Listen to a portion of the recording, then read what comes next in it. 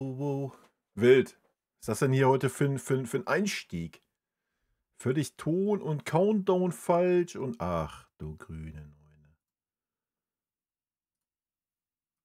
Steam Deck ist auch falsch. Muss ich erst mal eben fixen hier. So nebenbei.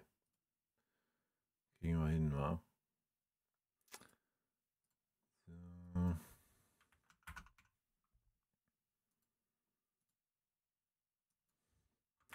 Erst mal Servus schon mal, ne? Servus in die Runde. Ich habe auch schon gesehen, sind ja schon 2, 3 Leutchen da. Bin auch gleich soweit. So. Wilde Nummer. Wilde Nummer. Ist ja wie auf einer PK bei uns, ne? Da wir aktuell nichts zu meckern haben sportlich, können wir uns entweder, an Upamecano hochziehen, Grüße gehen raus an Chico, oder an unsere Ausstattung auf den PKs. Und warum bin ich mit der Cam hier ganz rechts in der Ecke? Warum ist der Chat nicht da? Was ist hier los? Wilde Nummer, sage ich euch. Wilde Nummer. Wilde Nummer. Glocken läuten auch schon, siehste? Tipptopp. Können ja über die Langweiligkeit der Bundesliga sprechen. Ne, ich gucke mal, was ihr für Themen habt. Von daher so, mein Chat hier noch hin und dann erst mal Servus Chico, Stefan. Servus, dein Roman lese ich gleich. Risi, rot-weiße Grüße. Mister Mini, Servus. Joem, moin. Olli, Servus. Fast so unprofessionell wie auf der Bayern-PK hier. Ja, also, man muss sich halt auch immer den Branchenprimus in Deutschland als Vorbild nehmen, oder? Stell dir mal vor, das wäre besser hier wie beim Branchenprimus. Das geht ja auch nicht. Folgt jemand Sané in der Türkei, was willst du da verfolgen? Dass er auf der Bank sitzt oder was? Nee, also wir werden uns nicht auf diese Stufe begeben und hier jetzt in jedem Stream irgendwie das Leroy Sané-Thema aufmachen und danach treten. Also ich kann das kurz und bündig nochmal 2 Sätze zu sagen, wie im letzten Stream. Ich denke, wir alle wissen, was Leroy leisten kann, wenn er Lust hat. Wir alle wissen, wie oft er Lust hat. Und warum sollte das jetzt bei Galatasaray anders sein, wie es beim FC Bayern war? Und damit sollte das Thema auch gut sein. Ich denke, Schadenfreude, ja, ist die schönste Freude. Kann auch jeder für sich irgendwie haben, wird aber kein Thema hier im Stream sein. Thales, Servus. Flitterwochen, da ist er. Ja, ist noch ein bisschen früh, um jetzt auf deine Flitterwochen einzugehen. Aber ich hoffe, du hattest schöne Flitterwochen. Kimmich Goretzka können wir gleich auch noch, ja, wenn wir unbedingt was meckern wollen, können wir das gleich aufmachen, aber das wurde ja in der Halbzeit dann auch schon wieder gegengeregelt. Aber ich lese erstmal Stefan sein Roman hier, aber erstmal trinke ich ein Schlückchen. Und ich weiß auch nicht, warum hier meine Cam heute hier so flimmert. Wegen dem Trikot oder was? Wild. Lieber Kai, schönen guten Abend an dich, Mara und alle Zuschauer. Du solltest bitte mit unserem Abends-Herz nicht so kritisch sein und insbesondere großes Verständnis für seine gebremste Zurückhaltung auf dem Platz bzw. Auswechslung in 71 Minuten in Frankfurt haben. Schließlich musste er sich noch die Locken schön richten, um am Abend in Mainz beim ZDF als Gast im aktuellen Sportstudio seine Kunst an der Torwand zu beweisen. Ein Treffer. Habe ich nicht gesehen. In seinem sicherlich teuren Outfit sah er eher aus wie ein französischer Glouchard. Keine Ahnung. Hat allerdings für die nächsten Spiele wieder vollen Einsatz zum Beweis seiner Leistungsstärke und den anstehenden Verhandlungen zur Vertragsverlängerung versprochen. Keine Ahnung. Den Take verstehe ich jetzt nicht so ganz. I don't know. Warum soll denn kein Spieler im ZDF-Sportstudio sein? Ist doch völlig okay. Und ganz ehrlich, hätten sie ja schon viel eher ausgewechselt, hätte er sich noch viel länger die Haare schön machen können. Also, ist doch alles gut. Habe ich jetzt nicht das große Problem mit. Ja, wir können da gerne kurz auf seine Worte eingehen, indem ich hier mal eben meinen Teebeutel rausnehme. So von wegen schweres Jahr gehabt und sowas und dass er da sympathisch rüberkam und so. Ja, da wollte ich noch mal ein, 2 Worte zu sagen. Das ist ja, wie ich es immer sage, deswegen habe ich ja gerade auch gesagt, so Leroy interessiert uns hier nicht mehr. Man muss natürlich, was heißt man muss, man sollte halt nicht vergessen, dass das alles Menschen sind, so Fußballer. Ja, die gehen auch morgens kacken und das stinkt genauso wie bei euch. Nur weil es Multimillionäre sind und im öffentlichen Fokus stehen, sind es trotzdem Menschen. Ne? Und es ist völlig legitim, dass auch so ein Profi, ich meine, wir haben es beim Ulle gesehen, ähm, aber dass auch so ein Profi schlechte Zeiten hat und dann keine Leistung auf super hohem Niveau bringen kann, denke ich, ist völlig normal. Ändert aber natürlich nichts jetzt irgendwie an meiner Meinung über Serge. So, dass es irgendwelche Gründe gibt für schlechte Leistungen, ist ja völlig klar. So. Das wäre ja auch schlimm, wenn es keine Gründe gäbe, weil dann wären wir irgendwie bei Leroy Sané, der einfach so ein dauerhaftes Rätsel ist. Ändert aber natürlich nichts daran, dass der Serge seit 3 Jahren keine Leistung bringt. Ja, also von daher kann er dann noch so sympathisch sein und irgendwelche privaten Sachen anführen. Da können wir auch alle Mitgefühl für haben, das ist auch alles fein. Aber ich bewerte hier nur, also meine Aussagen, die ich hier treffe, sage ich aber auch immer wieder, beziehen sich auf das Sportliche. Ja, das verstehen immer viele Menschen nicht, weil sich viele Menschen dann auch angegriffen fühlen, wenn ich über ihren Lieblingsspieler schlecht rede. Ist dasselbe wie bei Kimmich. Kimmich kann ein Top-Typ sein, wenn er schlechte Leistung bringt, dann kritisiere ich die Leistung. Ja, damit kritisiere ich aber nicht den Menschen Joshua Kimmich. Ja. Und genauso ist das bei Serge.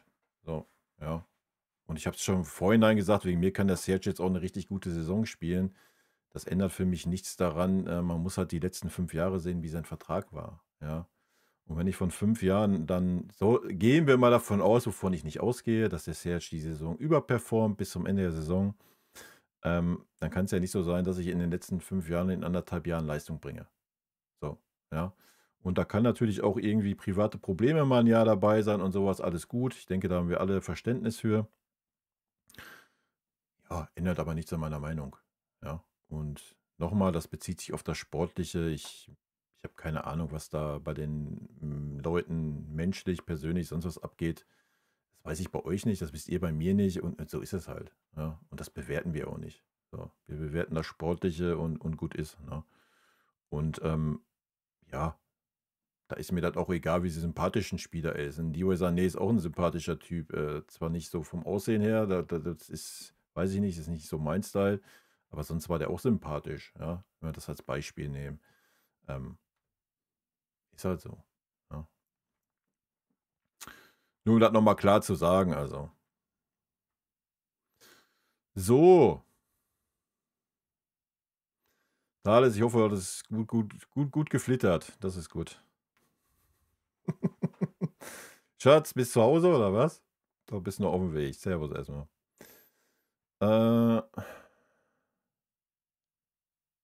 Eine Gesamtdarstellung. Okay.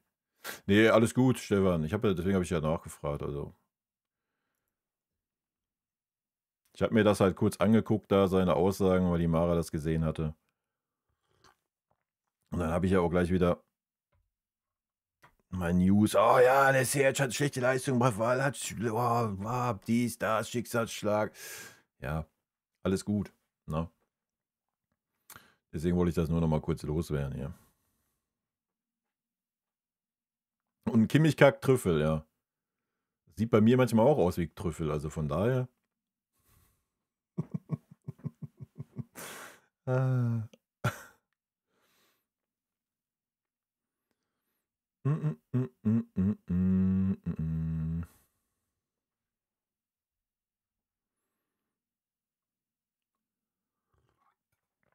Ja, toll. Mein Deckel klebt an der Tasse.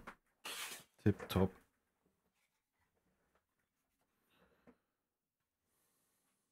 Aber ich habe vorhin noch einen Artikel gelesen, dass die Zeit von Leon Goretzka jetzt beim FC Bayern vorbei ist. Wild, oder? War der nicht eigentlich schon wieder genauso wie Serge? War der nicht letzte Saison schon wieder bei uns irgendwie absoluter Stammspieler und Vertrag verlängern für 3 Jahre und schon wild, ne, in der heutigen Zeit. Dondi, Servus. Wunderschönen guten Abend. Ist schon alles wild, wie schnell sich das dreht und wendet, ne? Ja, wegen mir ist die Zeit von Leon bei uns eh schon lange vorbei. Erst recht in dieser Art Fußball, die wir gerade spielen. Da passt 'n Leon halt nicht rein, wa? Und ich denke, das hat die letzte Saison gezeigt, auch wenn er da 1, 2, 3, 4 Ausreißer hatte nach oben hin. Aber ja, man hat das gegen Frankfurt gesehen. Wenn du 'n Gegner hast, der mal 'n bisschen, die Zentrale unter Druck setzt, dann sieht das schon schwierig aus. Ja, da du kannst halt froh sein so gegen Frankfurt, dass, ja, habe ich ja schon in meinem Video gesagt. Ich hatte halt so das Gefühl, nach dem 2:0, haben die 'n bisschen Schiss in der Buchse gehabt und haben sich gedacht so: „Oh ne, besser nicht wieder so 5 Tore-Ding kriegen.“ Und deswegen haben sie das sein gelassen, ja. Weil bis dahin haben wir uns super schwer getan, ne? Das muss man mal sagen. Dann ging's natürlich viel, viel besser, weil Kimmich Platz hatte und Kimmich in Ruhe gelassen wurde. Ich meine, Leon war immer noch 'ne Katastrophe. Ja, aber das ist halt mit den beiden so. Die sind halt einfach viel zu langsam für die heutige Art Fußball in der Zentrale, ne? So, das ist auch gar nicht böse gemeint oder sowas, aber die brauchen halt einfach zu lange, ja? Die brauchen einfach zu lange vom Ballannahme, bis mal, 'ne Entscheidung gefallen ist, wo ich 'n Ball hinspiele. Es sei denn, sie lassen ihn direkt wieder auf auf'm Innenverteidiger tropfen. So, ja, das geht natürlich zügig, aber alles andere, was 'n Spielaufbau anbelangt, ja, da kommst du halt heute nicht mehr weit mit. Weil Kimmich es 'n bisschen besser gemacht hat in der zweiten Halbzeit, fand ich. Nach vorne hin war's ordentlich, nach hinten hin war's 'ne Vollkatastrophe, aber gut, das ist ja auch nix Neues. Das brauchen wir auch nicht jedes Mal wieder aufrollen. Das wird sich halt auch nicht mehr ändern, weil er einfach nicht diese Art Spieler ist. Und ich habe das Gefühl, das wird grade, vielleicht liegt's daran, dass er noch nicht richtig drin ist, in Form ist oder so. Ähm, ansonsten weiß ich, vielleicht ist es dem Alter geschuldet, Midlife Crisis mit 30. Wer weiß das schon? Haben wir ja gesehen beim Serge, spielen ja auch private Sachen mit rein. I don't know. Vielleicht schläft er grad auch nicht gut, was weiß ich. Wir werden's sehen. FCB Ribéry, schönen guten Abend. Ja, ich hätte mir ja auch 'n Bischof gewünscht. Aber ich muss sagen, Pavlo hat's echt gut gemacht. Hat 'n bisschen gebraucht, beziehungsweise hat erst so den ich glaube auch, das war wahrscheinlich sein Auftrag so: „Mach mal den sicheren Part“, ne? Sicher erst mal 'n bisschen hinten ab, so die ersten 10 Minuten. Danach hat er's wirklich ordentlich gemacht. Also, ich fand, das war seine beste Halbzeit in dieser Saison. Weil er endlich mal wieder so losgelöst von Josh war. Ja, nicht so wie im letzten Spiel. Ich spiele 90% der Bälle auf Josh, damit der irgendwas mit dem Ball macht. Ähm, sondern die waren halt auch nicht so viel auf einer Höhe wie in dem Spiel davor. Ja, diesmal war es wieder ein bisschen umgekehrt. Entweder war Pavlo vorne oder Josh und der andere war hinten. So, das war viel, viel besser. Ja, und dadurch hat der Pavlo dann sich vorne auch mal wieder zugetraut, mal das Spiel zu gestalten. Auch wenn er ein bisschen unentschlossen war und den Ball nie wirklich auf Maike spielen wollte. Den hat er immer 3, 4 Mal schön ignoriert, weil es ein bisschen risikoreicher Pass gewesen wäre. Das wollte man sich sehr wahrscheinlich gegen Frankfurt schenken. Das hat man auch gesehen. Aber er hat wenigstens wieder dieses Zutrauen gehabt, ja, und nicht dieses: „Oh, wo ist denn der Josh? Wo kann ich ihn denn hinspielen?“ Sondern: „Ey, ich gestalte mal wieder selber das Spiel.“ Das hat mir sehr gut gefallen. Er hat ein bisschen gebraucht dafür. Ähm, ja, bin gespannt, ob wir diese Saison mal, Pavlo und Bischof zusammen sehen. Aber ich denke, wenn beide, oder sagen wir es mal anders, ich hoffe mal, dass man mit Leon nicht verlängert, ja? Einfach, weil dann mehr Spielzeit für 'n Bischof abfällt, für 'n Pavlo. Der scheint ja gerade eh vor Goretzka zu sein, der Pavlo und dann Kompanie. Das ist auch richtig so. Ja, auch wenn er ein bisschen gebraucht hat. Ähm, mal gucken, ob Josh vielleicht die Saison ein paar Päuschen bekommt, ja? Sah ja jetzt bisher auch so aus, dass Kompanie da ein bisschen die Zügel anzieht und ein bisschen mehr auf die Leistung auch schaut. Und von daher kann es dann schon gut sein, dass wir Bischof und Pavlo vielleicht mal in der Startelf sehen.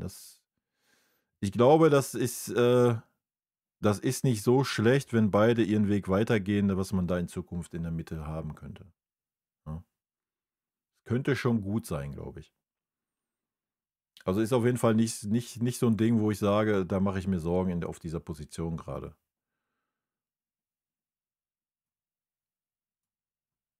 Ja. Das ist richtig. Pavlo hat bisher nicht gut gespielt die Saison. Wie gesagt, gegen Frankfurt fand ich's gut. Ja, das war der richtige Step mal wieder nach vorne.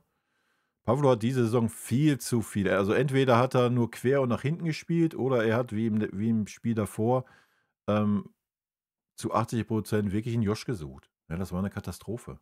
So, der hat lieber einen Ball über 2 Meter auf den Josh gespielt, der 2 Meter neben ihm stand, im wahrsten Sinne. Ja, da gab es ganz, ganz viele Szenen, weil sie auf eine Höhe gespielt haben. Das war super, super kontraproduktiv. Ja, es ist viel besser. Das war ja auch letzte Saison so, wo die ersten Spiele war es klar aufgeteilt. Ja. Die haben nie auf einer Höhe gespielt. Es hat immer einer von beiden nach vorne gespielt. Meistens war es der Pavlo, aber wenn Kimmich dann mal nach vorne ist, hat Pavlo sich ein bisschen fallen lassen. Und das war in Frankfurt wieder der Fall. Ja, das hat man klar gesehen. Also wenn die beiden nebeneinander spielen, das ist eine Katastrophe. Da weiß der Pavlo einfach nichts mit sich anzufangen. Ja. Deswegen es ist bei weitem besser, wenn die beiden so ein bisschen versetzt hintereinander und einer vorne spielt. Und das hat man jetzt auch gegen Frankfurt gesehen. Ja. Aber wer weiß, vielleicht ist das auch so ein Entwicklungsschritt beim Pavlo, ne, dass er mal so ein bisschen vielleicht hat er noch ein bisschen zu viel Respekt in den jungen Jahren vor Josh und denkt so: „Komm, wenn er hier auch mit vorne rumtingelt, gebe ich ihm lieber den Ball.“ Kann ja sein. Ist ja auch nichts Schlimmes. Ist einfach ein Entwicklungsprozess, ne? Ist ja jetzt auch nicht so, dass der Pavlo schon, so was weiß ich, in sein 4. Jahr in der Bundesliga geht. So, ja, das muss man ja auch mal sehen. So, wir tun halt schon immer so, als wäre der Pavlo irgendwie schon 4, 5 Jahre bei uns im Kader und auf höchstem Level hätte er performt. Hat er halt auch nicht, ne? So darf man halt auch nicht vergessen, wo er herkommt. Und deswegen muss man ihm dann auch einfach mal diesen Start, den er jetzt hatte, der nicht so wirklich gut war, auch mal zugestehen, denke ich. Klar können wir das kritisieren, tue ich ja auch. Aber da muss man jetzt auch nicht irgendwie dann, was weiß ich dann schon wieder lese, der kein Bayern-Niveau oder so, dann kann ich mich totlachen. Das erinnert mich dann immer an die Harry Kane-Debatte. Ja, also immer mal ruhig bleiben. Aber ja, ich würde mir auch viel, viel mehr Spielzeit für den Bischof wünschen, weil das hat mich wirklich schwer beeindruckt, wo er spielen durfte. Ähm, Ich glaube, das ist genau der Faktor, den du da brauchst. Ist mir egal, ob da ein Kimmich neben ihm steht, ein Pavlo. Er hat einfach so ein bisschen diesen Thiago-Move, ne? Diese Ballsicherheit, aber dann auch diese Bälle in die Tiefe rein. Das gefällt mir gut, ja. Ich mag Leon trotzdem und werde ihm immer dankbar sein. Er kommt mir oft zu schlecht weg in unserer Bubble. Wenn Kimmich oder Pavlo Kacke spielen, sagt keiner was, bis auf dir. Aber bei Leon stürzt sich jeder drauf. Ich habe Respekt vor Leon. Er kämpft sich immer zurück, obwohl ihn jeder abgeschrieben hat. Ja, nee. Also erstmal, ja, habe ich ja auch gesagt, ich habe vollen Respekt dafür, dass er sich nicht hat hängen lassen.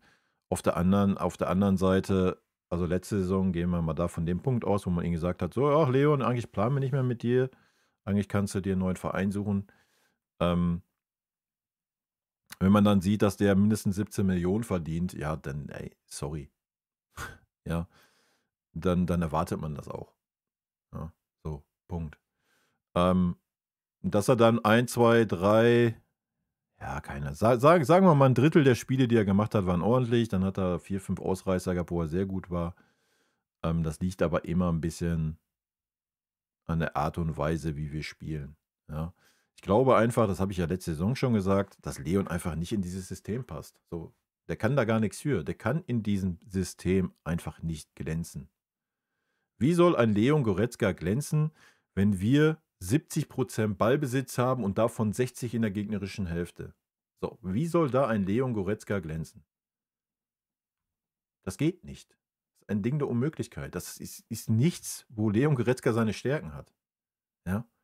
Leon Goretzka, seine Stärke ist, er erobert einen Ball in der eigenen Hälfte, marschiert 40 Meter. Seine andere Stärke ist, wenn er vorne ist, dann geht er mal in den Strafraum rein, hat ein gutes Positionsspiel.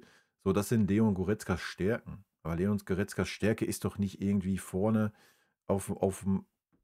Wir reden über einen Raum von 30 Metern auf dem Feld, wo sich 21 Spieler befinden. Da ist es nicht Leon Goretzkas Stärke, da irgendwie Kurzpassspiel, sonst irgendwas, einen Doppelpass zu spielen. Das, sorry, das ist nicht Leon Goretzka. Ja? Und deswegen habe ich letzte Saison schon gesagt, der passt einfach nicht in dieses System rein. Punkt. Der ist auch keiner, der im Gegenpressing irgendwie eine Maschine ist. Ja? Ja, er versucht, er schmeißt sich rein in der Rückwärtsbewegung. Ja, da ist es mal hopp, mal top. Ja, mal hat er wirklich einen guten Tag, dann klappt das defensiv echt gut. So, wann ist Leon Goretzka ein bisschen auffälliger bei uns? Ja, wenn er klar die tiefe Posi spielt. Ja, wenn man Leon Goretzka sagt: „Pass auf, du bist der Sechser und der andere ist der Achter." So, dann macht Leon eigentlich einen ordentlichen Job, weil dann hat er ein bisschen mehr Raum, steht ein bisschen tiefer, hat die Zentrale auch. Aber wenn ich Leon Goretzka auf der halblinken, halbrechten Position sehe, was soll der da? Sorry, was soll der da? Ich habe noch nicht einmal in meinem Leben eine Flanke von Leon Goretzka gesehen. Ja? So, was soll dieser Spieler da? Der passt halt einfach nicht in dieses System rein. Das ist das große Problem. Ja? Nichts anderes. So. Ich habe den Take ja gegen Frankfurt verstanden. Da wirst du dir wahrscheinlich gedacht haben: ach komm, so, die werden uns mal hinten reindrücken. Dann hast du mal ein bisschen Raum, dann kannst du einen Leon bringen, da kann er mal ein paar Schritte machen. Das war wahrscheinlich so der Gedanke. Ja, aber Leon war ein Totalausfall gegen Frankfurt. Ja, und davor die Spiele hat er auch schon kaum gespielt. So, nochmal, weil Leon einfach nicht diese Art Spieler ist. Wenn du Leon in eine andere Mannschaft steckst, die diese Art Fußball spielt, glaube ich, wird 'n Leon immer noch gut funktionieren. Ja. So, wir sind aber nicht mehr diese Mannschaft. Also, wir spielen nicht diesen Stil, wo er glänzen kann, meiner Meinung nach. Das hast du doch schon daran gesehen, wie belebend dann so 'n Bischof mal war, wenn du den gesehen hast auf dieser Posi, ja? Der 'n Ball annehmen kann, zack, zack, zack, zack. So, das sieht alles flüssig aus wie bei Michael. Da wird nicht lange rumgefingert, da wird nicht lange überlegt, da wird nicht irgendwie 20 Meter mit dem Ball gelaufen, so wie's 'n Leon macht. Der macht 1:1 'n Josh. Ja, der nimmt manchmal den Ball, läuft 30 Meter und spielt dann 'n Pass über 2 Meter. Also, ne, sorry, das ist auch gar nicht böse. Ich mag 'n Leon auch vom Typ her, ja, erst recht, weil er hier aus'm Pott kommt, weil er aus Bochum ist, ja. So, da sind natürlich Sympathien da, aber er passt einfach nicht in diese Art Fußball, die wir spielen. So, das ist mein Take. Und den habe ich schon letzte Saison gebracht und ich denke mal, das sieht man diese Saison noch 'n bisschen mehr. Und wenn du ihn schon bringst, ja, dann bring ihn als klaren Sechser. Aber wir spielen ja nicht mit 'm klaren Sechser, deswegen ist ja auch kein Palhinha mehr da. So, ja. Das ist das Thema. Deswegen glaube ich auch nicht, dass der Vertrag verlängert wird mit Leon. Kann ich mir nicht vorstellen. Selbst für 10 Mille oder sowas, es wird keinen Sinn machen. Für was? Ja. Ne, sehe ich nicht. Äh, äh, äh, äh, äh.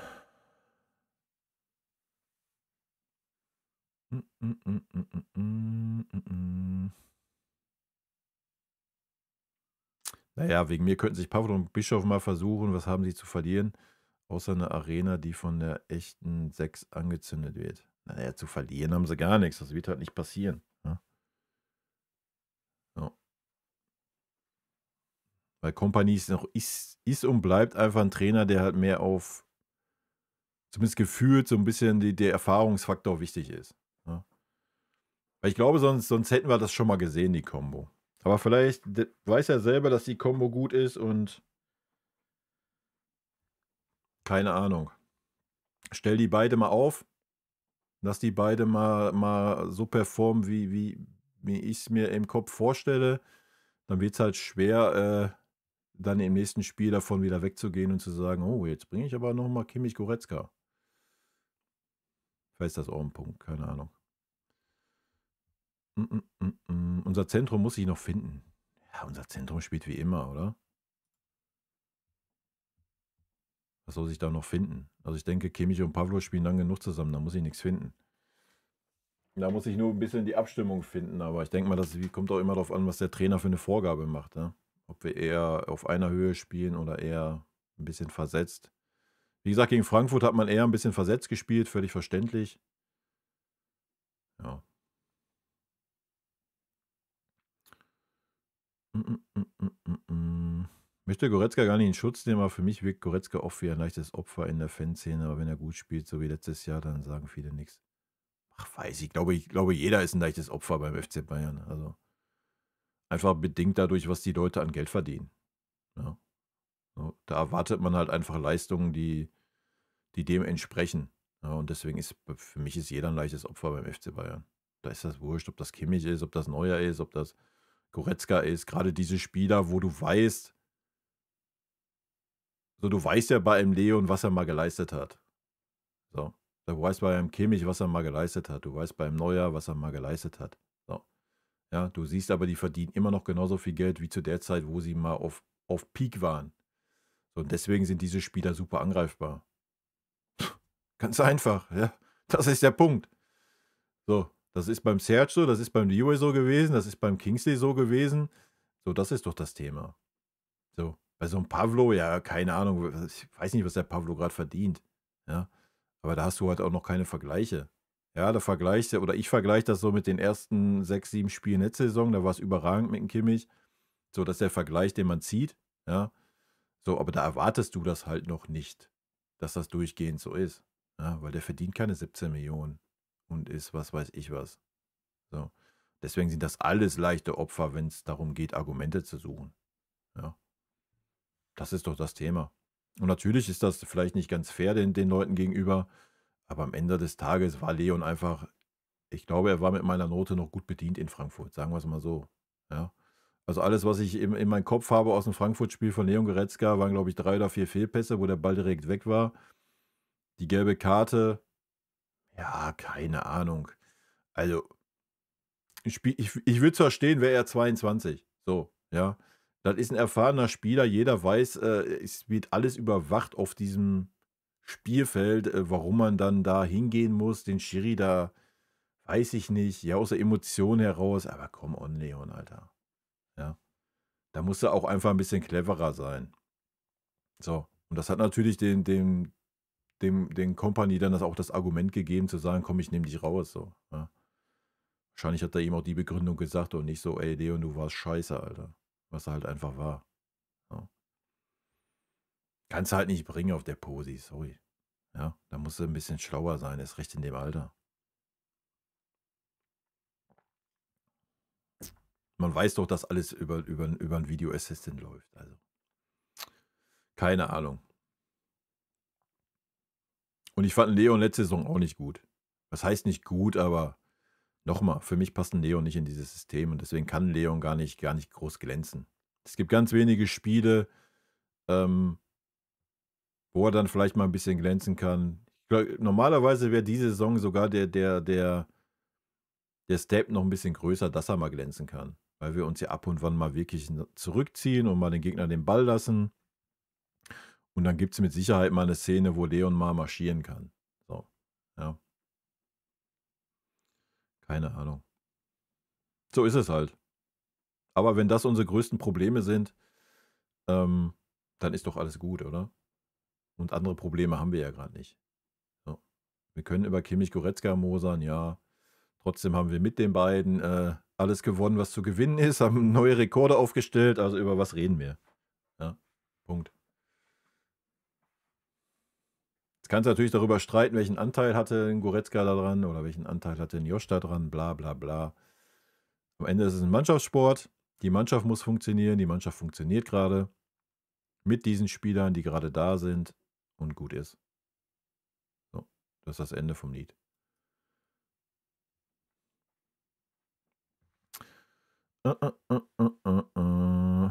Überlegt euch mal, was wir ohne Maike, Lucio und Heavy machen würden. Wären wir absolut lost. Ja, aber warum sollen wir denn überlegen, was wir ohne den machen würden? Verstehe ich nicht. Müssen wir ja nicht überlegen. Ich denke mal, das Frankfurt-Spiel, das war doch schön. Das Frankfurt-Spiel hat doch mal gezeigt, was wir ohne Michael machen würden. Weil da ja auch schon wieder so diese, oh ja, der ist nächste Saison weg und dann können wir kein Fußball mehr spielen, dann gewinnen wir keine Spiele mehr, dann kannst du den FC Bayern abmelden. Ja, wen interessiert's, Alter? Nochmal, kein verfickter Spieler auf dieser Welt ist größer wie dieser Verein und das sieht man doch. Siehst du bei Musiala, der nicht da ist, den du absolut null vermisst. Und so wäre es auch bei Michael. Sowas gegen Frankfurt gesehen, über Michaels Seite ging fast gar nichts. So, Punkt. Ja, muss man mal sagen. Ja, dann ging es halt über Lucho. Ja, der kommt auch immer besser rein. Und wenn Michael nicht mehr da ist, dann ist er ein anderer Spieler. So, das heißt ja nicht, dass wir mit 10 auflaufen. Ja. So, ich verstehe immer dieses ganze Drama nicht. Ja, sorry, gehe ich nicht mit. Ja. Also ich glaube, wir sind beim FC Bayern, wir sind nicht bei Bayer Leverkusen, Alter, wo alles an einem Spieler Florian Wirtz hängt. So. Das siehst du gerade bei Liverpool, dass er da auch keine Rolle spielt, weil er noch nicht in Tritt kommt. So, und so ist es bei uns auch. Wenn dann Michael nicht mehr ist, ja, natürlich super schade, ist ein super wichtiger Spieler, so keine Frage. Da brauchen wir gar nicht drüber reden. Ja, aber dann wird da ein anderer Spieler spielen. So, ja, dann ist das so. Ganz einfache Kiste.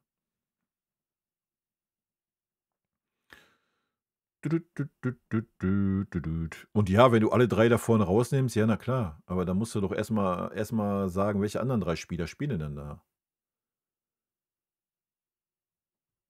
So, stell mir dann Musiala, 'n Jackson für Heavy, Musiala für Luchu und 'n, weil wir gerade nichts anderes haben, Lennart K. für Michael dahin, oder so. Ja, weiß ich nicht. Kommt dann auf die Form drauf an, ob das dann irgendwie ist jetzt, glaube ich, dann auch nicht so super kacke. Kommt drauf an, welche Steps 'n Lennart K. noch so macht, ja. So, aber ich denke auch 'n Jackson hat schon gezeigt, dass er jetzt auch nicht ganz lost ist, wie es direkt die ganzen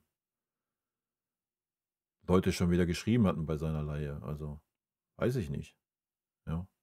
Natürlich wird uns was abgehen, aber ja, I don't know. Wie gesagt, wir sollten uns nicht immer abhängig von irgendwelchen Spielern machen. Bei Harry Kane kannst du das ja vielleicht noch verargumentieren so, Mister Torgarantie, aber selbst dann steht da 'n anderer Spieler, Alter. Ja. Das ist übrigens eine Sache an Vinny zu kritisieren, meckern auf hohem Niveau. Er kann immer noch nicht gut auswechseln. Ja, gegen Frankfurt war's nicht gut, das stimmt. Bischof spielt super gegen Bremen, kriegt nur paar Minuten gegen Paphos und Frankfurt oder auch Karl, checke ich nicht. Das ist der einzige Bereich, wo Vinny sich nicht weiterentwickelt hat, meiner Meinung nach. Er hat schon Spiele gehabt, wo er gut ausgewechselt hat. Wo er sehr gut ausgewechselt hat, zum Beispiel. Und ich fand es auch sehr gut, dass man Goretzka in der Halbzeit drin gelassen hat. Ja, also das hätte er letzte Saison auch nicht getan, sind wir mal ehrlich. Das hätte er nicht gemacht. Ja, Goretzka ist ein erfahrener Spieler, der muss damit klarkommen, dass er mit einer gelben Karte in eine zweite Halbzeit geht. So, es ist ja jetzt auch nicht irgendwie, ja. So, aber er hat ihn draußen gelassen, weil er einfach schlecht war. Genauso wie er schon zweimal Kimmich nicht in die Startelf gestellt hat. Auch das hätte es letzte Saison oder hat es letzte Saison nicht gegeben. Ja. Also ich glaube schon, dass er da einen Step gemacht hat. Und gegen Frankfurt, ich glaube, das war einfach dem Respekt vor Frankfurt geschuldet. Ja. Das hast du dann auch beim 3:0 gesehen. So beim 3:0 hat Vinny gewusst, jo, wir haben das Spiel gewonnen.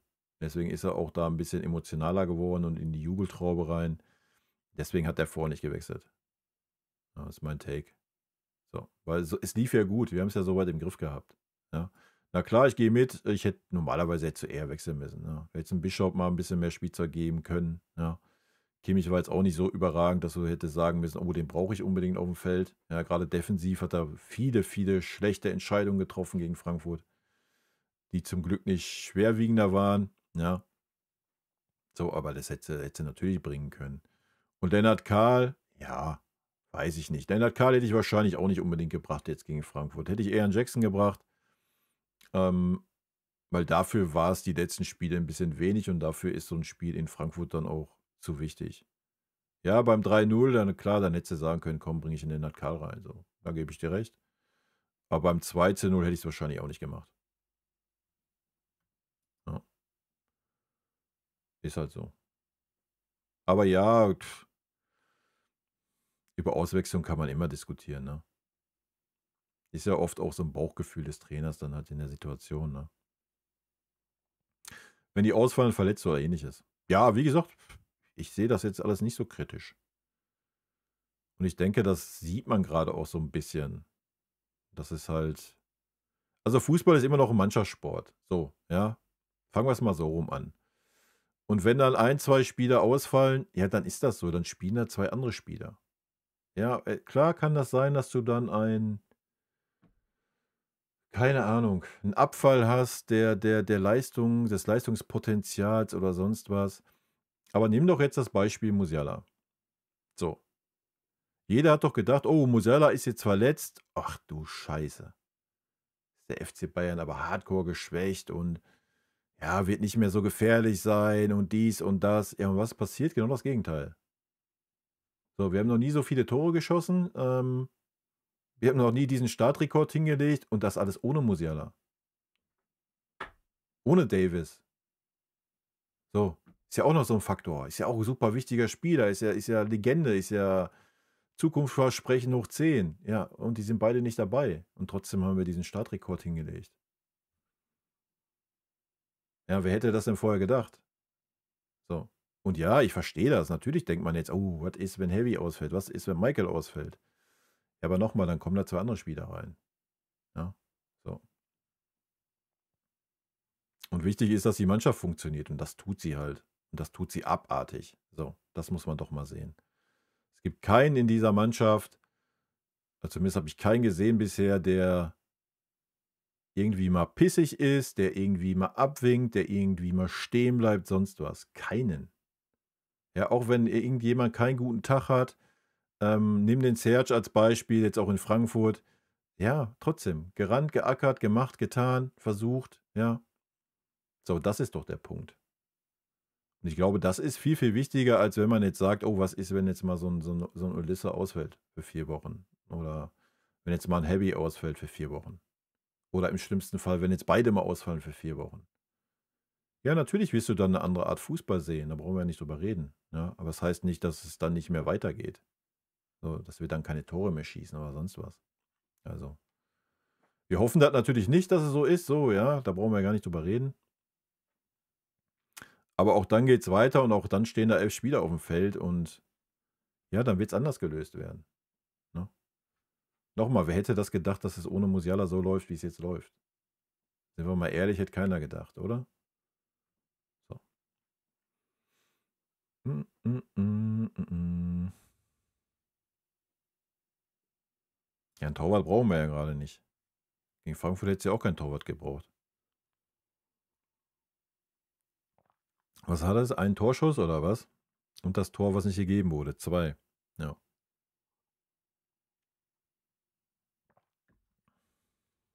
Kannst du also auch einen Feldspieler reinstellen. Der hätte in einem Ball wahrscheinlich auch noch irgendwie. Nee, ist halt so. Ne? Viel wichtiger ist dieser Mannschaftsgedanke und der ist halt brutal unterm Winnie. Und das sieht man ja auch. Das ist eigentlich das, was man unter, jetzt aus meiner Sicht, für mich persönlich, wo man so ein bisschen neidisch auf Leverkusen geguckt hatte in dem einen Jahr. Ja, dass einfach Trainer und Mannschaft eine Einheit waren. Wann haben wir das letzte Mal erlebt? Unter Jupp vielleicht? Ja. So, und das siehst du unter Kompanie.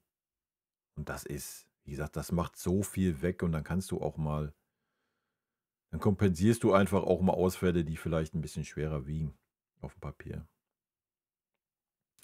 Ja, da Michael Tarnath das konnte, kann das mit Sicherheit auch ein Leon und ein Josh kann das erst recht. Josh kann alles. Josh kann sich auch die Handschuhe anziehen.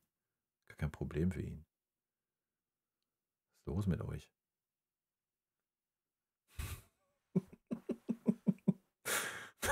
Bitte nicht. Das ist ja eine wilde These hier.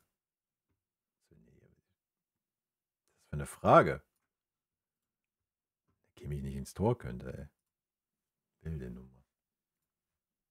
Schon ein bisschen frech, ne? Muss ich ja mal sagen.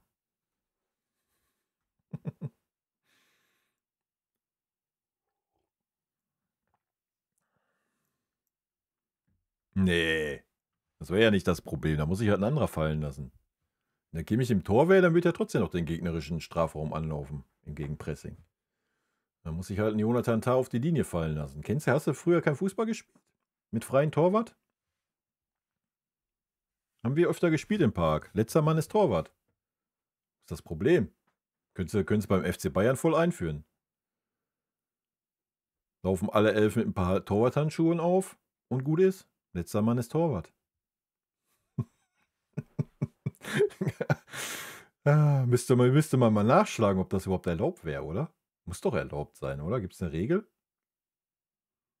Das wäre mal witzig, Alter. Ja, der FC Bayern läuft heute auf. Letzter Mann ist Torwart.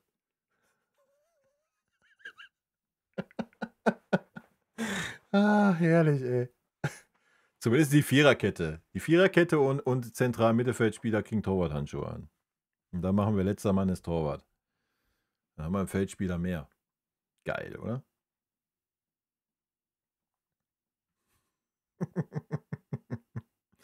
Würde ich schon fühlen. Ja, so ist das. So ist es. Ich denke, der Kimmich wird noch ein bisschen in die Spur kommen in der Saison. Wie gesagt, so die zweite Halbzeit hat mir schon besser gefallen, was so das Offensive anging und die Körpersprache und so. Ja. Das wird schon. Das wird schon.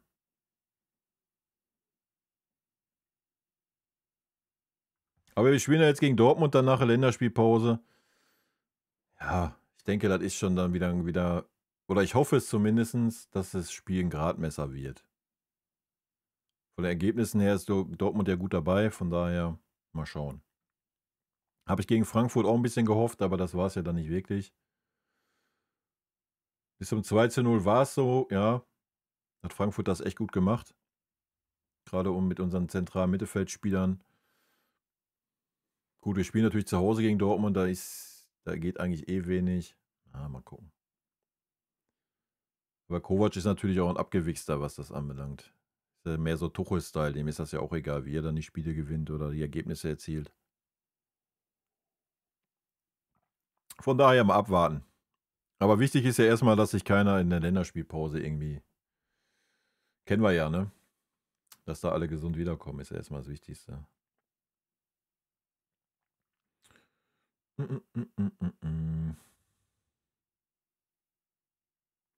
Ach, das weiß ich nicht, ob ein Kimmich da abtaucht. Wie gesagt, ich glaube, der Josh ist immer ein bisschen, vielleicht ein bisschen zu sehr mit sich selber beschäftigt in so manchen Spielen. Ne, wenn man das Spiel in Leverkusen letztes Jahr nimmt, wo Opa dann mehr Führung auf dem Platz übernommen hat, wie es ein Josh ist, das ist natürlich dann ein bisschen wenig für die Ansprüche, die ein Josh hat. So. Ja, dieses Jahr tut es mehr Kane, also in den wichtigen Situationen geht ein Harry Kane ins defensive Mittelfeld und führt da die Mannschaft, als wie es ein Josh tut. So, das ist natürlich nicht den Anspruch, den Kimmich hat. Denke ich jetzt zumindest. So, das ist so ein bisschen. Aber ich glaube, der hat dann immer ein bisschen mit sich selber zu tun. Weiß ich aber auch nicht, keine Ahnung. Vielleicht kann er es auf dem Platz einfach nicht so umsetzen, wie er es außerhalb tut. Kann ja auch sein. Weiß man ja nicht. Aber ja, ich gehe da ja mit. Ich sehe das ja auch so. Dass er so gerade in so schwierigen Phasen, geht noch niemals um große Spiele, das will ich gar nicht mitgehen, aber in schwierigen Phasen. Ja, wenn wir schwierige Phasen haben in Spielen, dann erwarte ich, aber vielleicht ist das ja auch die Erwartungshaltung von uns alten Säcken, weil man da was anderes gewohnt ist. Ja, so, du bist da gewohnt, da ist so der Alpha-Wolf, dieser Zentrale. Jahrelang beim FC Bayern. Und wenn es dann irgendwie scheiße läuft, dann hast du einen, der entweder durch Leistung, durch Körpersprache vorangeht oder der verbal vorangeht oder sonst was. Hast du immer gehabt, ja. Ganz unterschiedliche Typen. Ob ein Effe, ein Bommel, ob ein Schweini, ja, etc., ob ein Martinez. So, du hast immer irgendwie Spieler gehabt, die da irgendwie dann vorangegangen sind. So, und das ist, ein Kimmich geht halt unter mit der Masse. So. Kimmich ist dann, der ist keiner, der sich dagegen stemmen kann. So. Ja, und eigentlich erwartet man das, weil wir das so gewohnt sind beim FC Bayern. Dass du da immer so einen starken Charakter hattest in der Mitte. Klar konnten die das auch nicht in jedem Spiel, ja. Wir müssen jetzt auch nicht irgendwie denken, das war in jedem Spiel so. Aber in Kimmich hast du das halt gar nicht. Ja. Wie gesagt, dann ist eher so ein Harry Kane, der sich dann da in irgendwelche Räume fallen lässt, um da irgendwie voranzugehen. So. Das ist vielleicht so ein bisschen das Thema. Ja. Aber gut, das wissen wir ja jetzt auch. Wir haben mal lange genug und ausgiebig drüber gequatscht. Also. Es ist, wie es ist. So. Ich weiß nicht, ob er einen anderen Anspruch da an sich hat oder ob er mit sich so zufrieden ist. Keine Ahnung. Müsste man ihn mal fragen. Aber ich glaube, das war auch das, was so Tuchel damals meinte mit Joshua Kimmich und Leon Goretzka sind keine Führungsspieler. Ja, weil auch ein Leon macht das nicht. Obwohl er hat es schon gemacht, ja, in dem einen oder anderen Spiel, wenn dann mal ein Kimmich nicht auf dem Feld stand. Keine Ahnung, weiß ich nicht. Schwierig.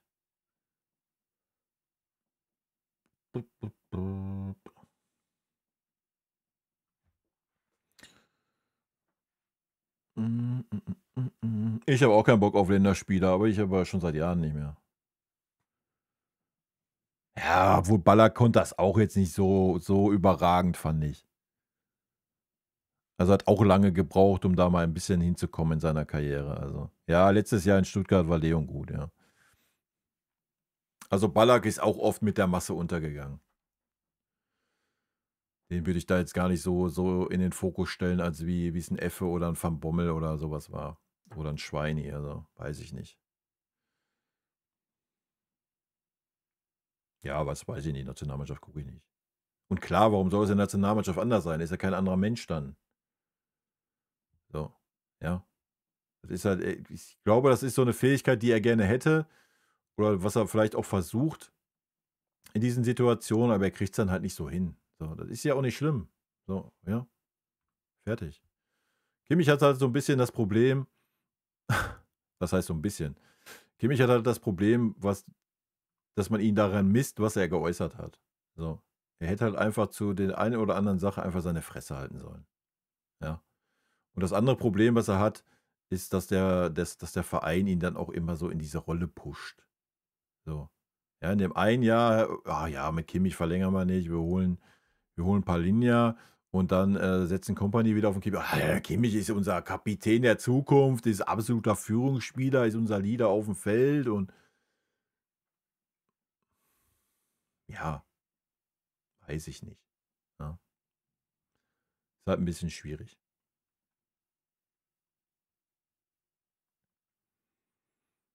Es geht nicht um wichtige Spiele. Wichtige Spiele die sind mir wurscht. Ja, wichtige Spiele, das heißt ja, wenn du ein wichtiges Spiel hast und die Mannschaft spielt gut, dann glänzt auch jeder in wichtigen Spielen. Es geht darum, wenn man Spiele hat, wo die Mannschaft Probleme hat.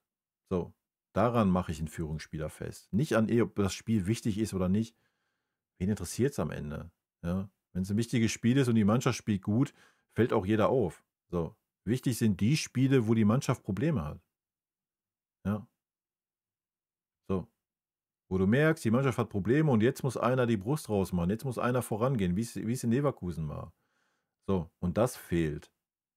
Ja, dann in diesen Situationen. Es geht nicht darum, ob das Spiel jetzt im Viertelfinale in der Champions League ist und man da jetzt unbedingt auffallen muss. Das meine ich gar nicht. Das ist mir am Ende des Tages wurscht. So, weil am ersten, es kommt immer auf die Mannschaft an.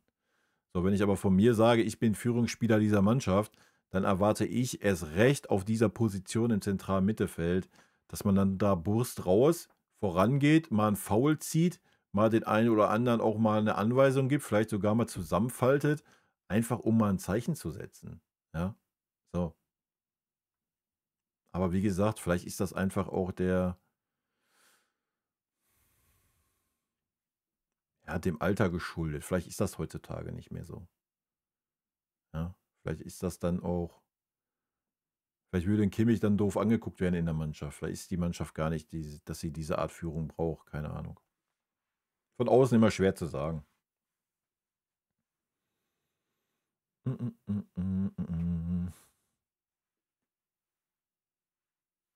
Ja, Effe war so. Ja, klar war der Effe so. Marc van Bommel war auch so. Ja. Ja, da hätte ich manchmal nicht in der Kabine sein wollen, Alter, in der Halbzeit. Ne? Nee, ist er ja auch nicht. Muss er ja auch nicht sein. Ist doch auch völlig okay. Das wäre ja auch schlimm, wenn er eine Kopie wäre. Kimmich ist Kimmich, Punkt. Ja, ich sag ja, Kimmich hat das eigene Imageproblem, was er sich selber gemacht hat. Ja, indem er sich selber da so inszeniert hat, dass er diese Art Spieler ist und die Verantwortung will und ja und bla. Ja, und da misst man ihn daran und dann erfüllt das halt nicht. So. Ja, so ist es halt.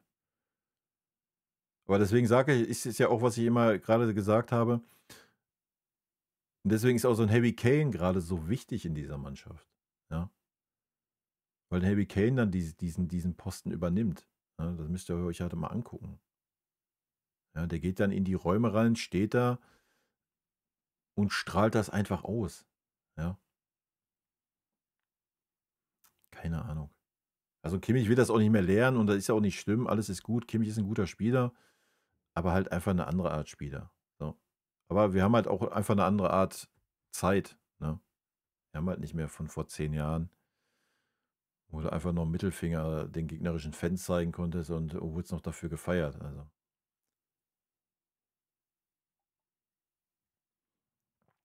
Weiß ich gar nicht, fliegst wahrscheinlich heute für vom Platz oder was?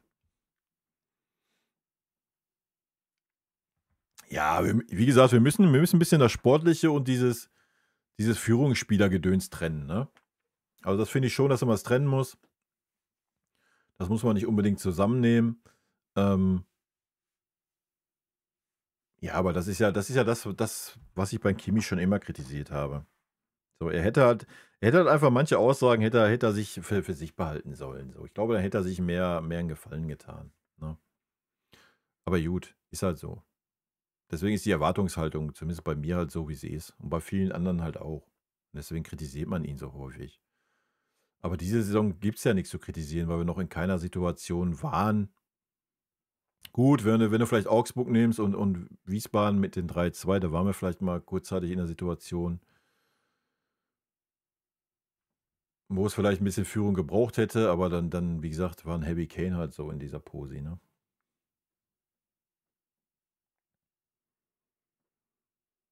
Hm, hm, hm, hm, hm.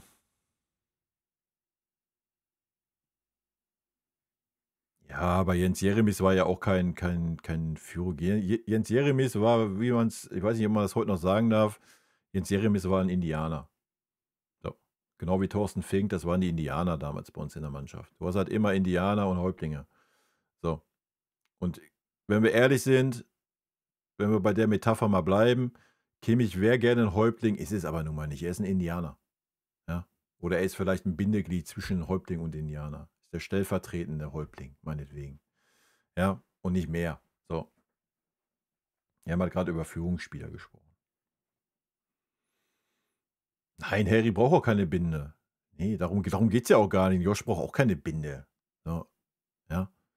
Darum geht's ja auch gar nicht. Richtiger Führungsspieler braucht keine Binde, so. Ja, grade in der heutigen Zeit. Früher war das vielleicht noch mal so 'n Statement irgendwie, wenn du mit der Binde aufgelaufen bist. Bei uns hat seit 200 Jahren gefühlt der Torwart die Binde. Erst war's Olli, ja. Ähm, gut, Olli war Führungsspieler, denke ich. Der wird die Leute aufgefressen haben in der Halbzeit. Ähm, wenn nicht sogar aufm Platz mit Semi Kufu und so, ne? Brauchen wir nicht drüber reden oder Chapuisat in Dortmund und so weiter. Und danach Manuel Neuer so. Ja, Katastrophe halt einfach. Hm, hm, hm, hm. Ja, also sportlich hat Kimmich auf jeden Fall Probleme die Saison bisher, ja. Deswegen war er auch zweimal nicht in der Startelf, ne? Und das völlig zu Recht. Wie gesagt, ich fand's jetzt offensiv gegen Frankfurt 'n bisschen besser, grade zweite Halbzeit so. Das war schon 'n Schritt nach vorne, denke ich, für ihn, aber defensiv war's 'ne Katastrophe.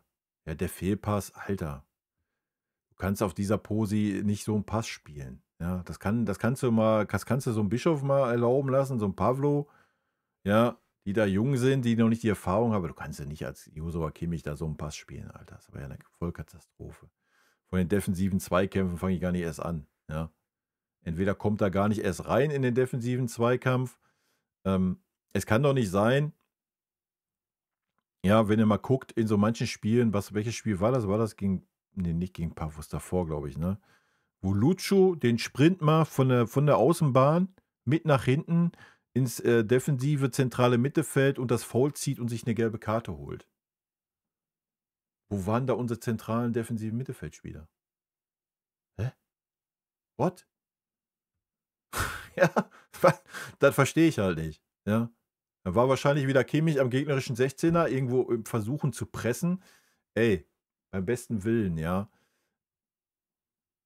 Auch das, ja, auch das ist nicht gut, die Saison bisher bei Josh. Das war letzte Saison viel, viel besser. Ja, er hat diese Saison noch nicht dieses Gefühl, wann versuche ich's zu pressen, wann nicht, und dann ist er 3 Meter weg vom Gegenspieler und dann kommt er halt einfach nicht mehr hinterher, weil eben nicht die Geschwindigkeit hat er nicht. Er hat nicht die Cleverness im defensiven Zweikampf, um da einfach mal 'n bisschen zu halten oder mal 'n taktisches Foul zu ziehen. Boah, das ist schwierig anzugucken, ja? Ich meine, wir kompensieren das dieses Jahr wirklich gut, weil wenn ihr grade mal das Spiel gegen Frankfurt seht, wenn wir dann Ballverlust haben, wie schnell einfach wieder 6, 7 Spieler hinterm Ball sind. Ja, es ist ja abartig, die Saison bei uns. Und das meinte ich halt mit Mannschaft, ne? Die Mannschaft arbeitet defensiv so ungemein stark. Ja, gerade unsere offensiven Spieler, wie schnell die wieder hinten sind und hinterm Ball sind. So, und das ist immer das, was das gerade so ein bisschen kaschiert. Ja, aber das Zentrale, was defensive Zweikämpfe angeht, ist eine Katastrophe bisher dieses Jahr. Also wirklich. Gegen Frankfurt war das sogar, ja, guck mal. Mm, mm, mm, mm. Ja, aber könnt's ja heute auch nicht mehr so spielen, ne? Wenn du mal bei Mieremis bleibst, könnt's ja heute nicht mehr so spielen, Alter. Der wird ja heute nicht ein Spiel zu Ende bringen. Mm, mm, mm, mm, mm. Ja, natürlich laufen die meisten Kilo. Das sieht man ja, das sieht man aber auch. Ne?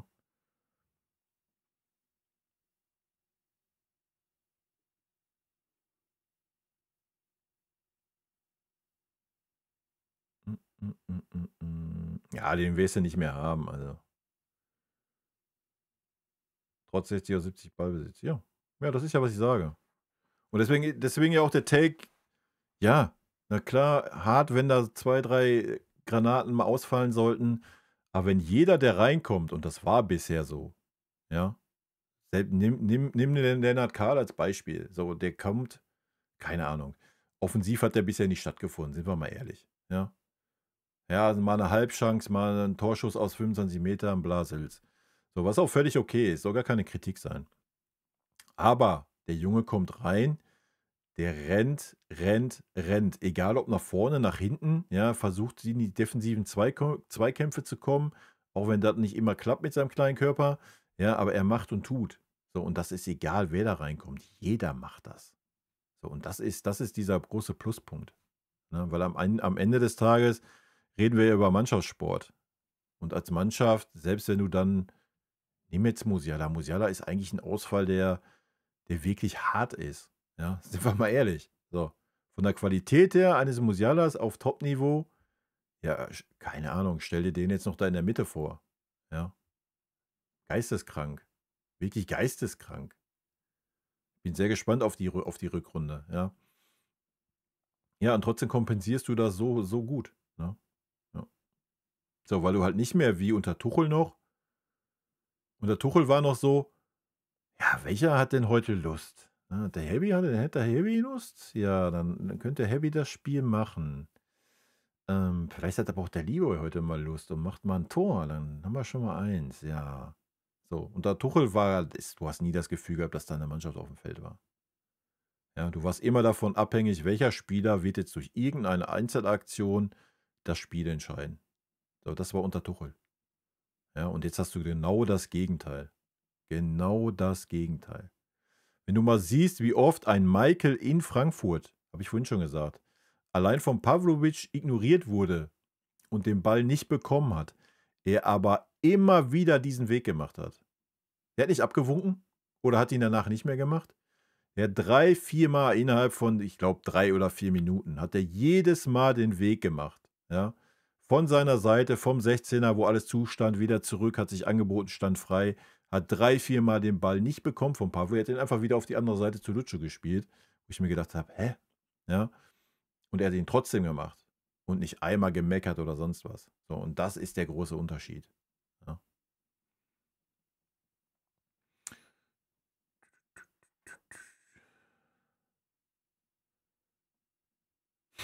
auf den Take mit Liebe und Serge gehe ich jetzt nicht ein. Ne?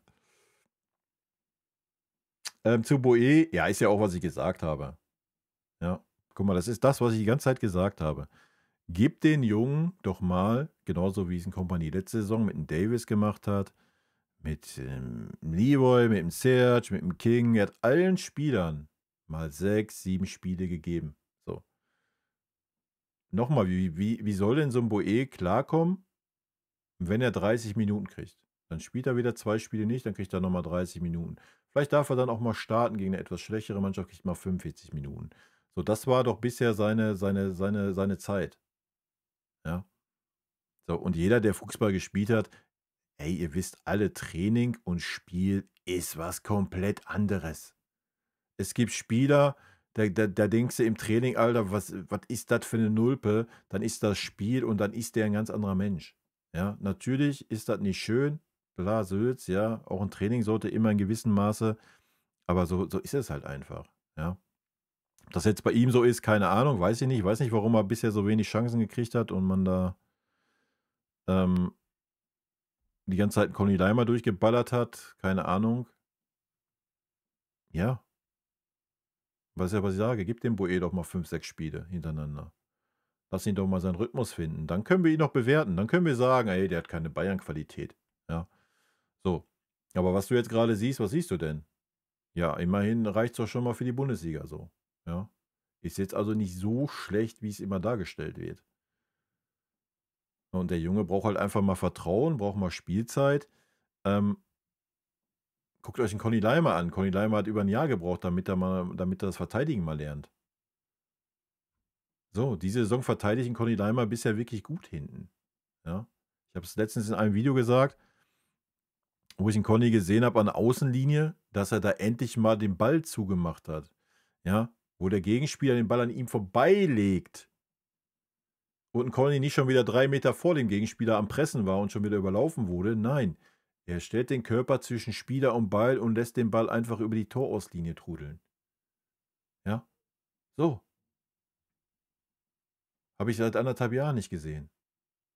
Und das war da war er auf Rechtsverteidigerposi, glaube ich, ja?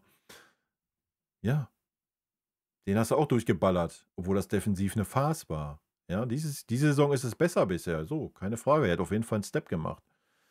Ja, und das musst du dem Boe halt auch zugestehen, ne? Du musst ihm halt die Spielzeit geben und musst ihm halt auch das Gefühl geben, so. Ja, ist halt so.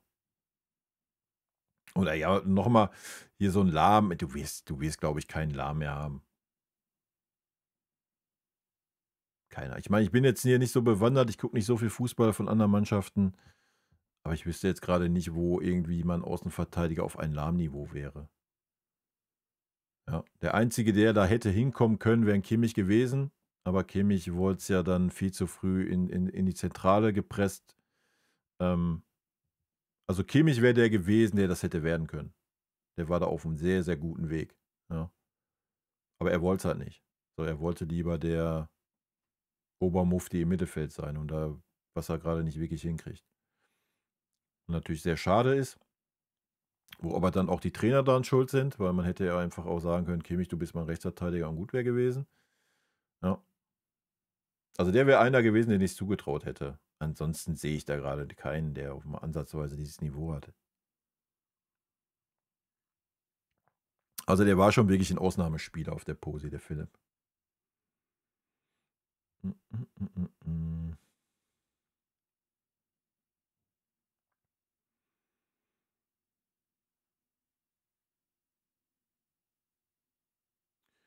Düt, düt, düt, düt, düt. Ich hätte 'n Wirtz schon gefeiert bei uns, bin ich ehrlich. Ich hätte 'n Wirtz schon gefeiert. Die Frage ist halt, ja, du hättest halt 'n anderes System spielen müssen und dann ist die Frage, ob du das gewollt hättest. Und nein, das wollten wir nicht, deswegen ist er ja nicht da, was völlig fein ist. Ja.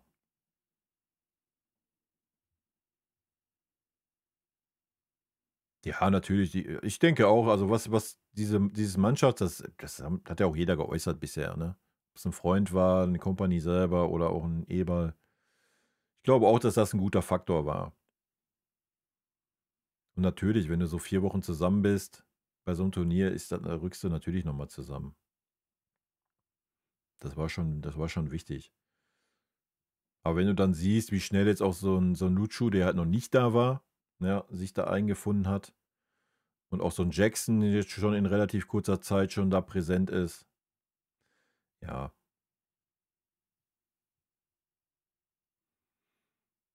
Hm, hm, hm, hm. Kimmich, seine besten Spiele bei uns waren hinten rechts. Aber er hat auch gute Spiele in der Mitte gemacht. Das ist das ja. Er kann's in der Mitte, ja? Noch, ich glaube, letzte Saison auch gab es 1, 2 Spiele, die wirklich richtig, richtig stark waren von Josh.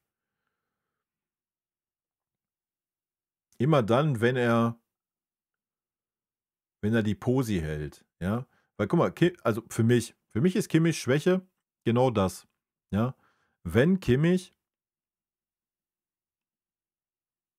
ich meine, am gegnerischen 16er ist eh schon weit, aber wenn Kimmich so 20 Meter in der gegnerischen Hälfte ist, so, und dann soll Kimmich pressen, ja. Dann soll Kimmich pressen und wenn Kimmich presst, sieht das immer aus, weiß ich nicht. Es sieht nicht professionell aus, ja. Und Kimmich wird super einfach überspielt und Kimmich kommt nicht in die Rückwärtsbewegung, ja. So, das ist seine riesengroße Schwäche. Und dann sieht ein Kimmich einfach nicht gut aus.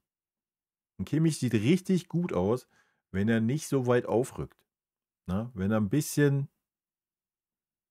seine Posi hält, wenn er die zentrale Posi spielt und sich einfach mal beherrscht und nicht irgendwie, oh ja, ich muss bis zum gegnerischen 16er mitmarschieren, ich muss die Ecken schießen, weil dann komme ich ja super schnell auf meine Position wieder nach hinten. So, diese Sachen, ja. Wenn er sich auf seine Posi da hinten konzentriert, und du kannst ja aus der tiefen Position ein super Spielmacher sein, guck dir den Alonso an, ja. Also gibt es ja viele Beispiele für. Wenn er das mal in seinen Schädel kriegen würde, ist halt die Frage, ist das von seiner Seite, ist das von Company Seite, das wissen wir halt nicht. Da hat Kimmich letzte Saison wirklich starke Spiele gemacht, ja.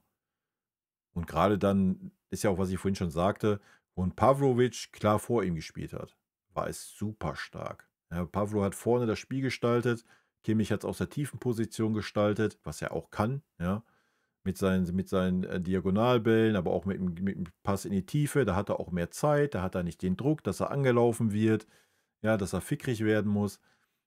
Verstehe ich halt nicht. Verstehe halt nicht, warum man sich dann in diese Position begibt, wo man weiß, oh, da habe ich nicht meine Stärke. Ja. So, ich glaube schon, dass ein Kimmich ein guter Sechser in Anführungsstrichen sein kann. Er wird nie das defensive Monster sein, ja. Aber er hat viel, viel mehr Stärken, wenn er ein bisschen aus der tieferen Position bleibt. Und nicht immer, nochmal, warum Kimmich einen gegnerischen Torwart anläuft, sorry, er gibt sich mir nicht. Ja, er gibt sich mir einfach nicht. Katastrophe. Verstehe ich nicht.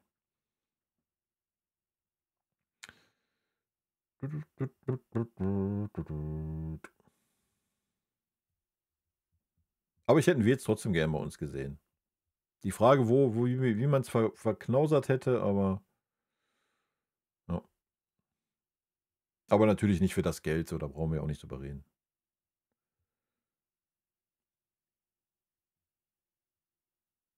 Ja, keine Ahnung. Ist natürlich England und Liverpool, da wird natürlich auch immer viel Mist geschrieben. Also ich glaube nicht, dass es jetzt an Florian Wirtz liegt, dass Liverpool 3 Spiele verloren hat. Also. Und natürlich ja, habe ich ja auch schon gesagt, so, wenn du aus deiner Wohlfühl-Oase Leverkusen weg bist, ja, da kannst du halt einfach auch mal, keine Ahnung. Ja, wenn da mal ein schlechtes Spiel war, eine schlechte Leistung, wen hat es interessiert? Ja. Wohlfühl-Oase Leverkusen. So. Und dann gehst du ins Haifischbecken Liverpool. So. Da musst du natürlich auch für gewappnet sein, ja. Und ich denke, Florian Wirtz wird da einfach noch ein bisschen Zeit brauchen, um damit klarzukommen. Ja. Da ist halt nicht so, ach ja, der Flo spielt immer, ja. Alles dreht sich um Florian Wirtz, wir spielen alles. Florian Wirtz ist der Mann. Ja, ist der Mann. Er ist einer von vielen in Liverpool, Alter. Und wenn du nicht performst, dann sitzt du 80 Minuten auf der Bank. Punkt. Ja, so. Und das wäre beim FC Bayern nicht anders gewesen. Obwohl, da wäre wahrscheinlich Uli runtergestiegen und gesagt, jetzt stell mal den Florian wieder auf. Kann ja wohl nicht sein. Habe ich extra gekauft. Von daher ist es wahrscheinlich besser, dass er nicht bei uns ist. Ja. Ja. Warte auf die Uwe-Spiele. Ja, da kannst du lange warten, Chico.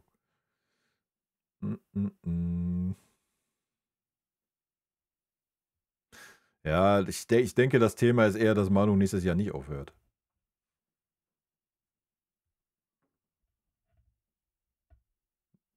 Aber keine Ahnung, ich kann Manu halt gerade nicht beurteilen. Wie willst du Manu gerade beurteilen, wenn 2 Schüsse pro Spiel aufs Tor kommen?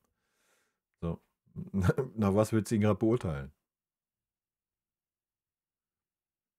Kannst du halt nicht. Gegen Frankfurt, das eine Ding hat er sich selber eingebrockt. Da hätte er halt einfach, wie sonst, rennt er raus, 40 Meter über den Platz.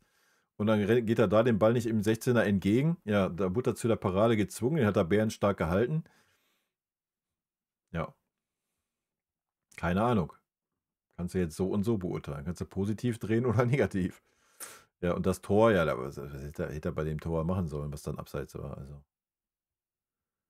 That's war's. Das war alles. Mehr war von Frankfurt nicht auf unser Tor.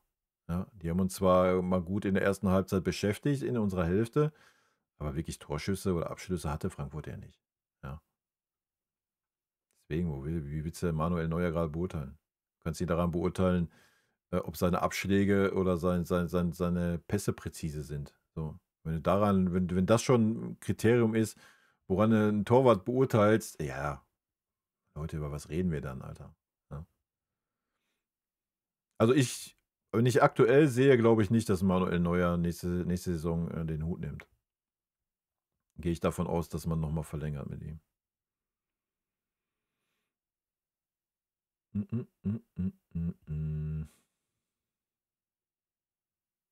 Ja, ich meine, Geld hat er da genug verdient. Da kann er bei Schalke für einen obligatorischen Euro kann er da auflaufen, ja. Kann er den Leon gleich mitnehmen? Why not? Nee, kannst du halt auch nicht, ne? Leverkusen und Liverpool sind zwei unterschiedliche Dinge. Das hat noch nicht mal was mit der Liga zu tun. Ja, das kommt dazu, der Faktor, da stimme ich dir zu. Aber ich glaube schon, dass ein Florian Wirtz seine Art, Fußball zu spielen, schon nach England passt.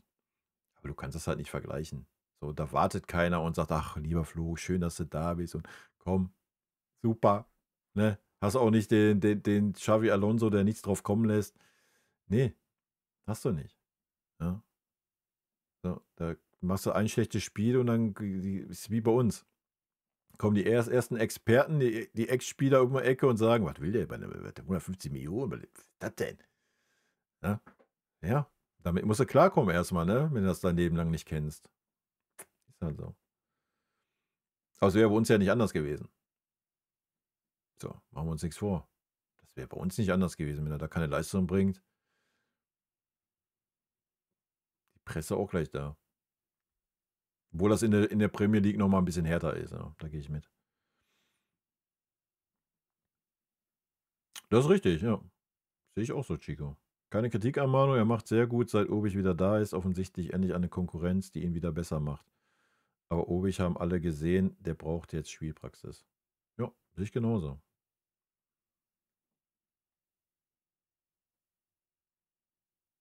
Das sehe ich genauso. 1:1 triffst du es damit auf den Kopf.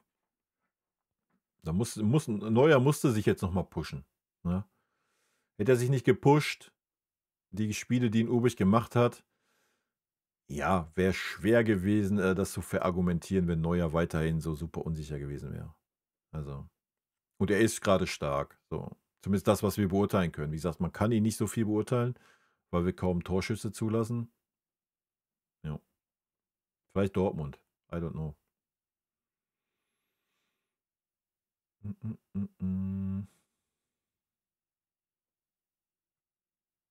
Wäre bei uns ja mit Diaz auch so gewesen. Jetzt können sie aber nichts sagen, weil er liefert. Ja, keine Ahnung. Das habe ich ja ein bisschen differenzierter gesehen. Ja. Ich meine, du hast ja die Stimmen schon gehört. Ja, auch hier im Chat, die Stimmen. Ja, wann war das? Nach dem 3. Spieltag oder was? Wo ich mich das erste Mal hier für den Diaz in die Bresche werfen musste, weil man angefangen hat, ja wie, der hat aber nur 2 Tore und eine Vorlage gemacht in 3 Spielen. Das ist aber jetzt chancentod. Ja, weil er 2 Riesenchancen vergeben hat. Ja, what the fuck, Alter? Ja, also man musste mal ein bisschen auf dem Boden bleiben. Ne? Lächerlich, also. Katastrophe. Ja, und du hättest einen Diaz ja selbst verteidigen oder du könntest einen Diaz selbst verteidigen, wenn er die Hütten halt nicht macht, weil einfach die Spielweise doch das ist, was uns gut tut. Ja? Guck dir die linke Seite an. Ich meine, jetzt noch mit dem Conny Leimer da, ja, das ist halt abartig. Du hast halt 2 Tiere, die die mit nach hinten und vorne ackern wie die Weltmeister. Ja. So. Da ist nicht, ich bleib stehen oder sonst was. Das ist krank. Ja. Das hat das genaue Gegenteil von dem, was da sonst rumläuft auf der Seite. So, und dann wäre es am Ende des Tages klar, es ist schön, wenn er dann auch noch vorne knipst und alles. Und nochmal, ihr müsst ja auch mal gucken, seit wann der da ist. Ja. Der ist noch nicht auf sein Zenit angekommen bei uns. Da geht noch ein bisschen was.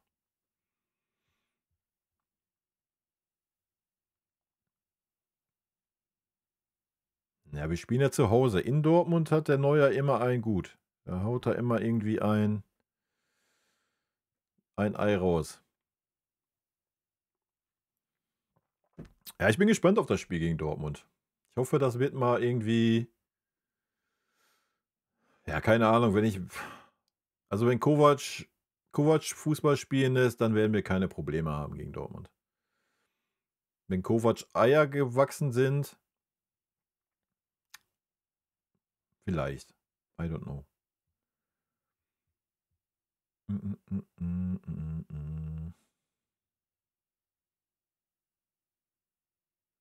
War in der gleichen Bresche ein paar Scherze à la Gomez, muss Diaz aber schon ertragen, 3 Meter vorm näheren Tor. Ja, weiß ich nicht. Ich habe die Szene ja auch gesehen. Habe ich ja auch gesagt, der war ja schwerer nicht zu machen und ich habe auch immer noch nicht verstanden, was wollte er da? Wenn du die Fußstellung anguckst, wollte er den Ball nach innen oder zurück auf dem Heavy legen oder was? Keine Ahnung. Wild. Aber ist halt so, mein Gott. Ja, aber guck dir an, wie er jetzt schon. Das Frankfurt-Spiel hat es ja schön gezeigt, ja. Weil du halt mal mehr über die linke Seite gemacht hast, wie über die rechte Seite. So, ansonsten ist unser Spiel ja sonst immer, also zumindest gefühlt, würde ich sagen, 60-40 über die rechte Seite über Michael gewesen. Aber vielleicht liegt es auch an Conny Leimer. Ja, ist auch ein Take. Vielleicht ist Conny Leimer die treibende Kraft, über welche Seite wir spielen. Wann ist er gewechselt von rechts nach links?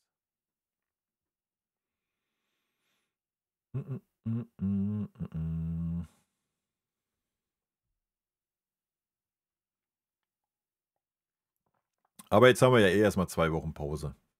2 Wochen Pause vor dem großen Sturm, oder? Danach wird's wild. Danach wird's stressig. Mal gucken. FC Bayern. Spiele.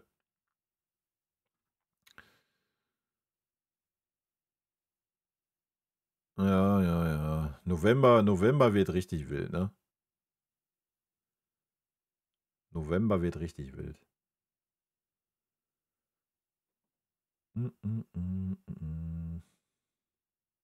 Ja, ich werde zum Conny-Fanboy? Ich war schon immer ein Conny-Fanboy. Ich war schon immer ein Conny-Fanboy. Ich habe einen Conny schon immer geliebt. Weil er einfach diese Art und Weise hat, die er hat. Schon immer. Von Tag 1 an, wo wir den Conny verpflichtet haben, habe ich gesagt, stell den Conny in die Mitte. Ist leider nie passiert. Ich bin schon immer Conny-Fanboy. Schon immer. Guck dir den an. Guck dir die Art an, wie er Fußball spielt. Ja, die Art und Weise passt halt nicht für den Außenverteidiger Posi. Das hat man gesehen, ja. Weil er viel zu fickrig ist. Das macht er jetzt besser, habe ich ja vorhin schon gesagt. Nichtsdestotrotz würde ich ihn mir natürlich in der Zentrale wünschen, Alter. Conny in der Zentrale als Pressingmaschine. Alter, das ist anders wild. Ja. Und vor allen Dingen hat er dieses Umschaltspiel, was unsere altgedienten Kimmis und Goretzkas halt nicht haben in der Zentrale. Ja. Aber ja, I don't know. Gerade, es wird spannend werden in der Rückrunde, denke ich. Wenn alle fit sind, ja. Weil ich denke, Davis wird gesetzt sein auf der linken Seite. Das heißt, dann ist die rechte Seite Conny, Stani, Boe. Wenn Boe jetzt mal Vollgas gibt, seine Chance nutzt, I don't know. Vielleicht sehen wir dann Conny mal in der Mitte. Ich würde es mir wünschen. Ich denke, er sich auch. Und dann siehst du erstmal den richtigen Conny. Ja. Also wer einen Conny in Leipzig gesehen hat, das war gut. Ja, das war nicht nur gut, das war sehr gut. Er hat einen super guten Schuss. Ja, 16, 17, 18 Meter, gar kein Problem für einen Conny. Wenn ihr gesehen habt, wenn er auch als Rechtsverteidiger gespielt hat und dann mal in der Mitte war, ja, er hat einen super Pass in die Tiefe, gar kein Problem. Und er ist halt einfach diese Pressingmaschine. Ja. Und trotz dieses Pressing nach vorne ist er in der Rückwärtsbewegung halt einfach eine Maschine. So, eigentlich genau das, was uns fehlt in der Zentrale. Ja. Eigentlich wäre das Ideale in der Zentrale den Conny Leimer, keine Ahnung, mit einem Pavlo oder mit einem Bischof. So ein Conny Leimer, der einfach da Dampflok, ja, und einen, der ein bisschen ruhiger ist, der mehr der Techniker ist, das Spiel gestaltet, wäre grandios. Ja. Wäre No-Brainer für mich. Erst recht in diesem Pressing-System, was wir spielen. Ja, aber nein, dann stellst du da einen Leon Goretzka hin, der erstmal ist der null Pressing-resistent. Selber pressen ist auch so Mittel. Und dasselbe gilt für den Kimmich. Ja. Und dann stellst du die beiden zusammen in ein Spiel auf. Also das ist halt eine Vollkatastrophe. Aber ich denke mal, das werden wir diese Saison auch nicht. Also mein Take ist, wir werden das diese Saison nicht nochmal sehen. Kimmich Goretzka. Kann ich mir nicht vorstellen. Höchstens irgendwie bedingt durch Verletzung, Sperren oder sowas. Ansonsten glaube ich, wird ein Kompany, ich glaube, ein Kompany hat schon viel gelernt so und diese Saison, finde ich, geht es ein bisschen mehr nach Leistung und ich glaube nicht, dass wir diese Kombo nochmal sehen. Ja, die Kombo ist nämlich eine Vollkatastrophe. Aber wie gesagt, Conny Fanboy war ich schon immer, von Tag 1 an. Da stehe ich auch zu, was einfach diese Art ist, wie er Fußball spielt. Deswegen hat es mich auch immer so getriggert, dass er auf der rechten Verteidigerposition verschwendet wurde. Was er wurde. Was er jetzt auch immer noch wird, meiner Meinung nach. Obwohl das diese Saison super gut macht. Sowohl rechts wie auch links. Also da gibt es ja nichts zu meckern.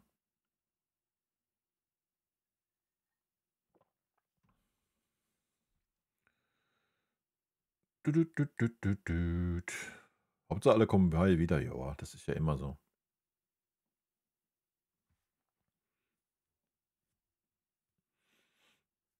Und klar, um da nochmal kurz drauf einzugehen, klar wäre das bei Diaz so gewesen.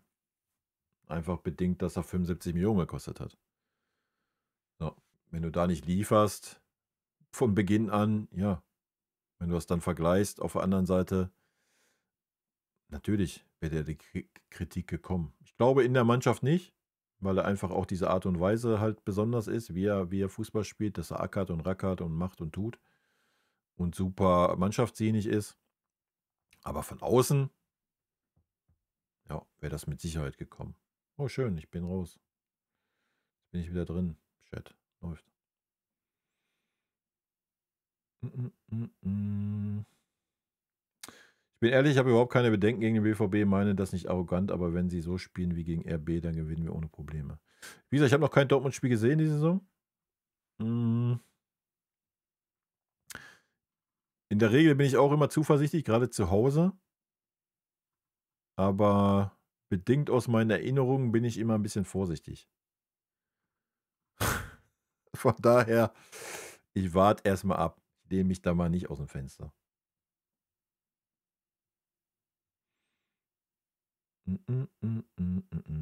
Wobei man sagen muss, wir haben natürlich diese Saison nochmal eine andere Qualität. Ne? Sonst war ja immer so das Problem, ja, keine Ahnung. Wenn Heavy keine gute Form hat, weiß ich nicht, wann das mal vorkommt, oder keinen guten Tag hat oder so, oder Scheiße am Fuß hat, wie gegen Inter und so weiter, und halt keine Bude macht, haben wir sonst oft das Problem gehabt, wer soll es machen? Da sind halt die Knabris, die Komans, die Sanés rumgerannt. Da ist natürlich jetzt ein bisschen anders. Ne? Und wenn man sieht, dass jetzt auch noch der Lucho die Dinger macht, dass Michael jederzeit ein Tor machen kann, ist klar.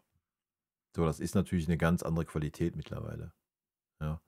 Und dann hast du noch die Qualität, ja, dass halt wirklich so ein Conny Leimer da auch als Linksverteidiger oder Rechtsverteidiger, wenn der in die Mitte zieht, hat er natürlich auch die Qualität, ein Tor zu erzielen. So, ja. Und wahrscheinlich mehr wie Kimmich oder Goretzka, die in der Zentrale rumeiern. Also, das ist schon ein großer Unterschied.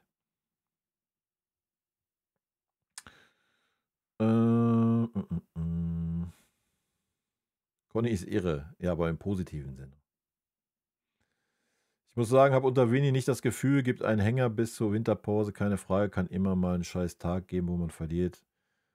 Nicht alle so extrem fokussiert, die PKs von Vini, kein Blablabla, sondern seit er hier ist, nur Fokus. Die Medien und Experten können den erwarteten Hänger schreiben. Ich glaube nicht, dass er kommt.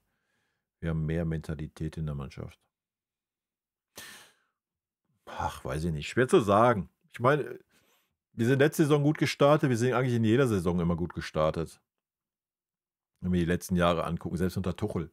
Ja, wir starten eigentlich immer gut in die Saisons. Das ist nicht unser Problem. Meistens ist es dann so, ja, die Wochen kommen jetzt. Ja, die Wochen kommen jetzt. Ich denke, gegen Dortmund, safe. So, da brauchen wir nicht reden, da sind wir motiviert. Punkt. Danach spielen wir gegen Brügge zu Hause. Champions League sind wir motiviert. So, auch da wird es keinen Abfall geben. Dann spielen wir in Gladbach.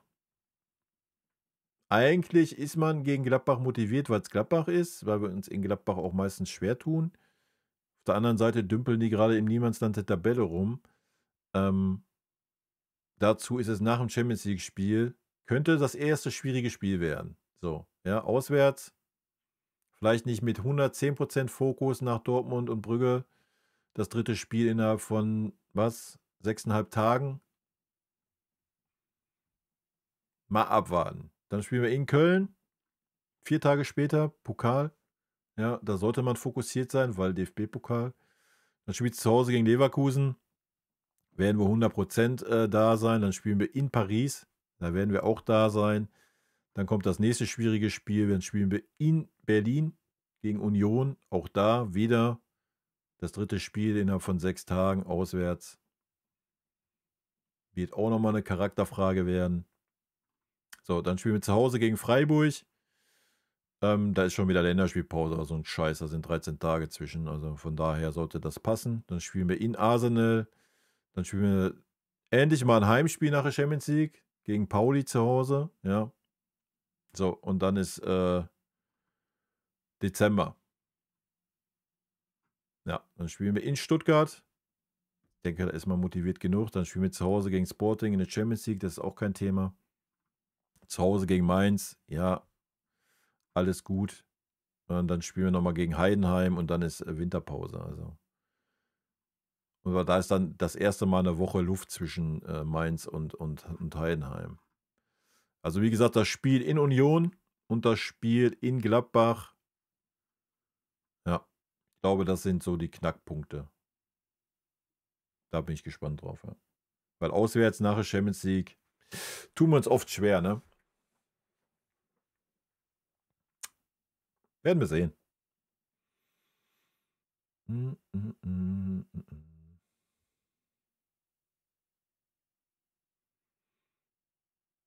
Ja, aber man kann das ja nicht immer an ein Spiel festmachen, Donny. Kann ja sein, dass Dortmund da einfach mal einen schlechten Tag hatte. Also die Ergebnisse sprechen ja bisher für Dortmund, oder? Aber wir werden es sehen. Wie gesagt, ich freue mich auf das Spiel. Ich bin gespannt. Ist bei mir immer noch mal ein extra Nervenkitzel. Aber haben wir ja noch zwei Wochen Zeit. Leider. Harte Wochen, ja. Ja, was heißt harte Wochen? Schöne Spiele dabei, ne? Aber wie gesagt, nach der Champions League auswärts ist immer schwierig für uns gewesen bisher. Ja, guck doch mal auf die Punkte. Soll ich die Tabelle aufmachen oder was? Hier. Gladbach, 3 Punkte. Wow. Mainz 4, Wolfsburg 5, Augsburg 6. So. Also bist du mit dem Sieg auf Platz 14, wenn die anderen verlieren. Ja, ist doch Niemandsland der Tabelle. Ist doch nicht, dass die jetzt schon abgeschlagen mit 6 Punkten da auf dem vorletzten Tabellenplatz sind. Und nur mal nebenbei, ich habe die Gladbach als Absteiger getippt, also wegen mir, let's go. Aber ich bin ja auch schon wieder vollkommen lost im Tippspiel, also spielt das auch keine Rolle. Ah.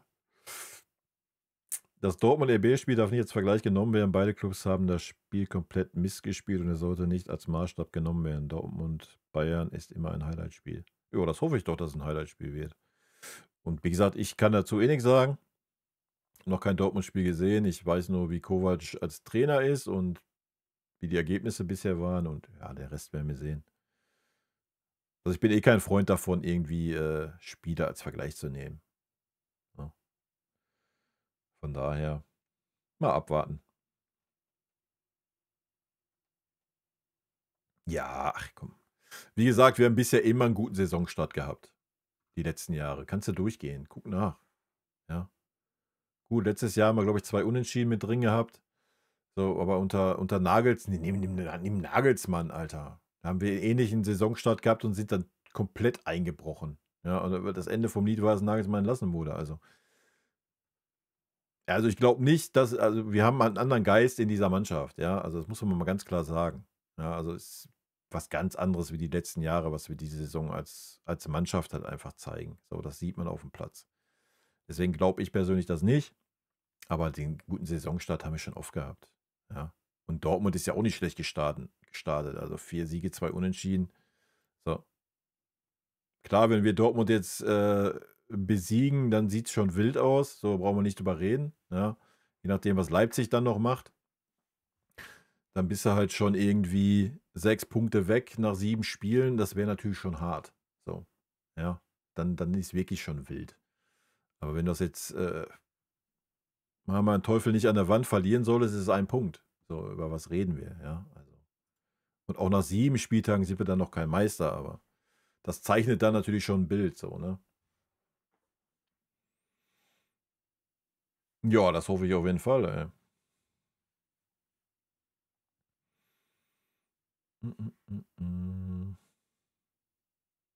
Ja, also ich denke, das hohe Niveau wirst du wahrscheinlich nicht halten. Ja? Also wir haben es gerade gesehen, die kommenden Wochen. Das wirst du nicht halten. Das kann ich mir nicht vorstellen. Du wirst Spiele haben, wo das Niveau nicht so ist. Ja. Aber was mich halt,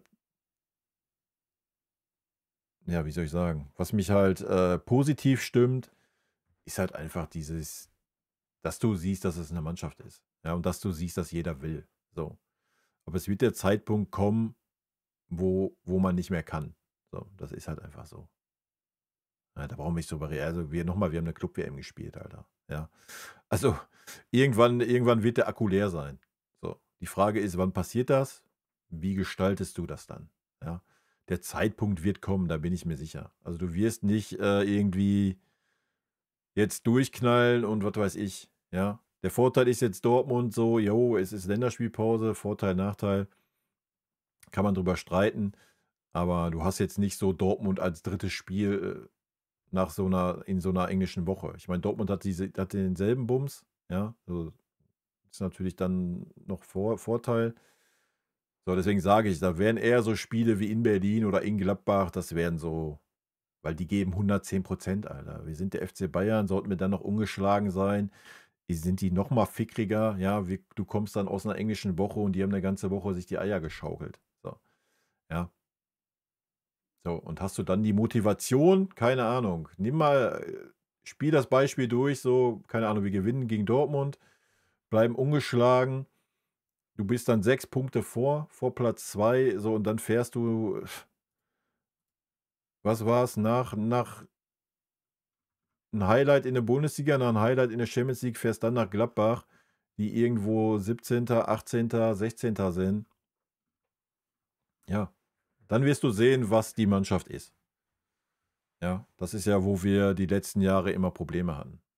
Dann in solchen Spielen halt die Motivation zu finden, zu sagen, jo, wir ziehen das hier genauso durch. So. Und die Frage ist, ob du es kannst. Ja. Und wenn du es nicht kannst, inwieweit dann Spieler wie Lennart Kahl, ja, die so in der zweiten Reihe stehen, vielleicht sogar ein Winston Mike, wer weiß, ja, wie diese Spieler oder ein Jackson, so, erstmal wird es wichtig sein, dass du, oder was ich denke, was wichtig sein wird und wo ich gespannt bin, ob es so kommt, ob du halt wirklich durchrotierst. Ja. Wie gesagt, du hast jetzt Wochen, jede Woche 3 Spiele. So. Da musst du, also Kompany muss sich seiner Linie jetzt treu bleiben und du musst auch einen Josh dann rausrotieren. Ja. Der Name darf keine Rolle spielen. Du wirst auch einen Heavy rausrotieren müssen. So, Punkt. Ja. Du wirst halt einfach den ganzen Kader mitnehmen müssen. Dann ist die Wahrscheinlichkeit ein bisschen höher, ja, dass wir vielleicht nicht diesen Einbruch kriegen. Aber wenn du jetzt wieder in diesen Rhythmus verfällst oder in diese Lage so, komm, das sind meine ersten 11 und ich wechsle nur, wenn irgendwas passiert. Was ich nicht glaube, ja, ich glaube, Kompany hat gelernt aus letzter Saison. Ja, von daher, let's go. Aber kommen halt schöne Spiele auf uns zu und interessante Geschichten, ja.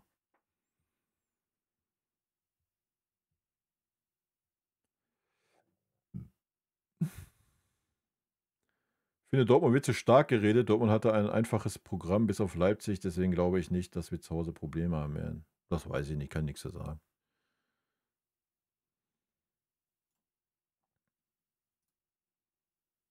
Ich weiß nicht, wer Dortmund stark oder schwach redet. Also ich denke, für mich ist Dortmund die zweite Kraft in Deutschland.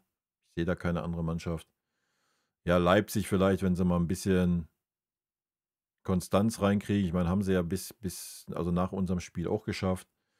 Aber ansonsten ist für mich Dortmund ganz klar der, wenn es einen Konkurrenten gibt, dann Dortmund. So.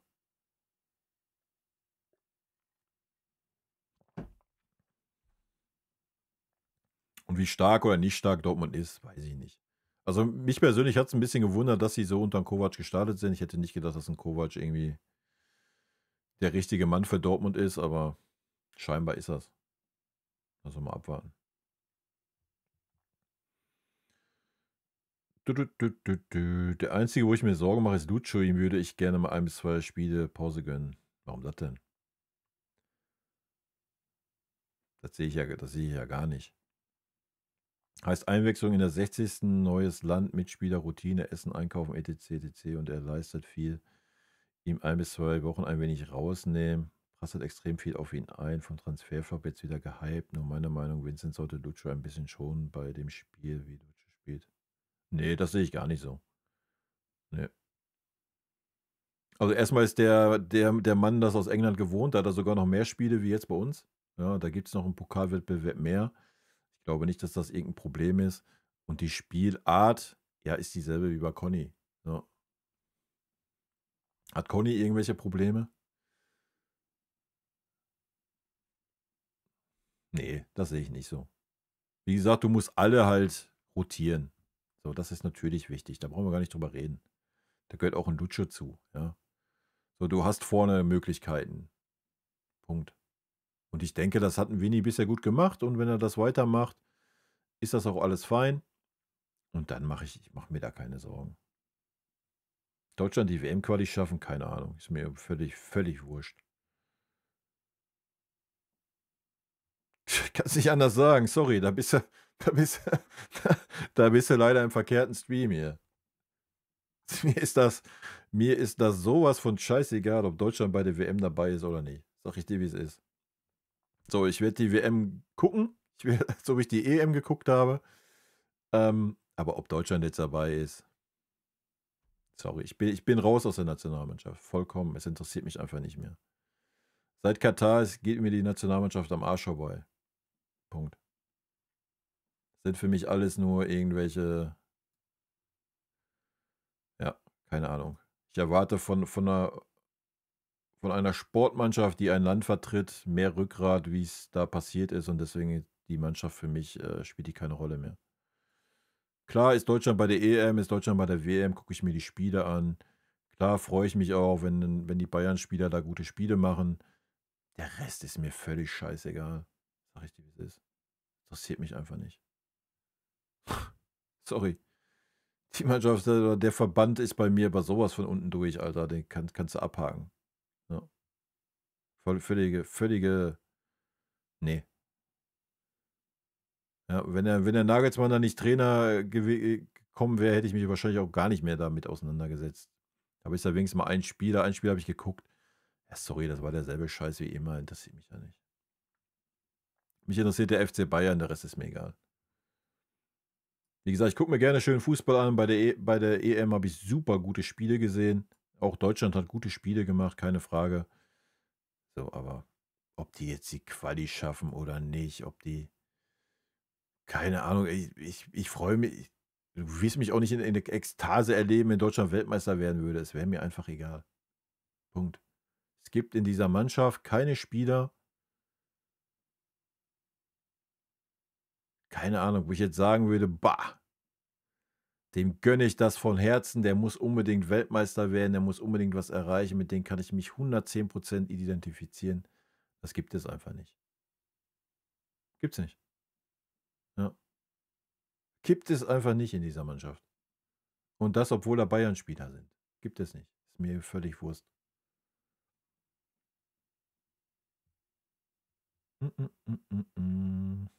Nucci und Conny sind Maschinen, die marschieren, bis die Saison vorbei ist. Ja, wenn sie nicht gebremst werden, tun sie das mit Sicherheit. Ja, deswegen haben wir ja auch das Geld gezahlt. Ja. Also wir sind ja, der FC Bayern ist ja auch nicht ganz auf den Kopf gefallen. Ja, natürlich kann immer was passieren, haben wir bei Ito gesehen, so, ja, hier nochmal auf Holz klopfen. Aber deswegen hat man ja das Geld gezahlt. Man hätte ja keine 75 Millionen gezahlt, wenn da wieder ein Spieler gewesen wäre. Keine Ahnung, nimm Nkunku als Beispiel. So, da waren wir auch dran, Blasels, auch Gehaltsvorstellungen und so weiter. Aber du zahlst ja nicht so viel Geld wieder für einen Spieler, wo du weißt, oh, der ist wahrscheinlich wieder so ein Drittel der Saison. Ja, aber mit bisschen Pech sogar 2 Drittel der Saison ist der wahrscheinlich nicht verfügbar. So, ja. Diese Art Spieler haben wir genug in dieser Mannschaft gehabt. Zum Glück sind wir davon jetzt schon 2 losgeworden. Ja. Vielleicht werden wir den dritten auch noch los, das werden wir sehen nächstes Jahr. So. Und deswegen hast du 75 Millionen gezahlt. Weil du die Art und Weise, ja, wie ich es gesagt habe, so, der marschiert und eben, dass er halt nicht verletzt ist. So, deswegen hast du auch 100 Euro für ein 100 Euro, ja, 100 Euro für einen Heavy Kane gezahlt, weil das dasselbe ist. Ja, das ist so wie Devi. Das sind Spieler, die sind halt in der Regel nicht verletzt. Ja, und dann kannst du auch dieses Geld zahlen. So. Und das ist der Faktor, ne?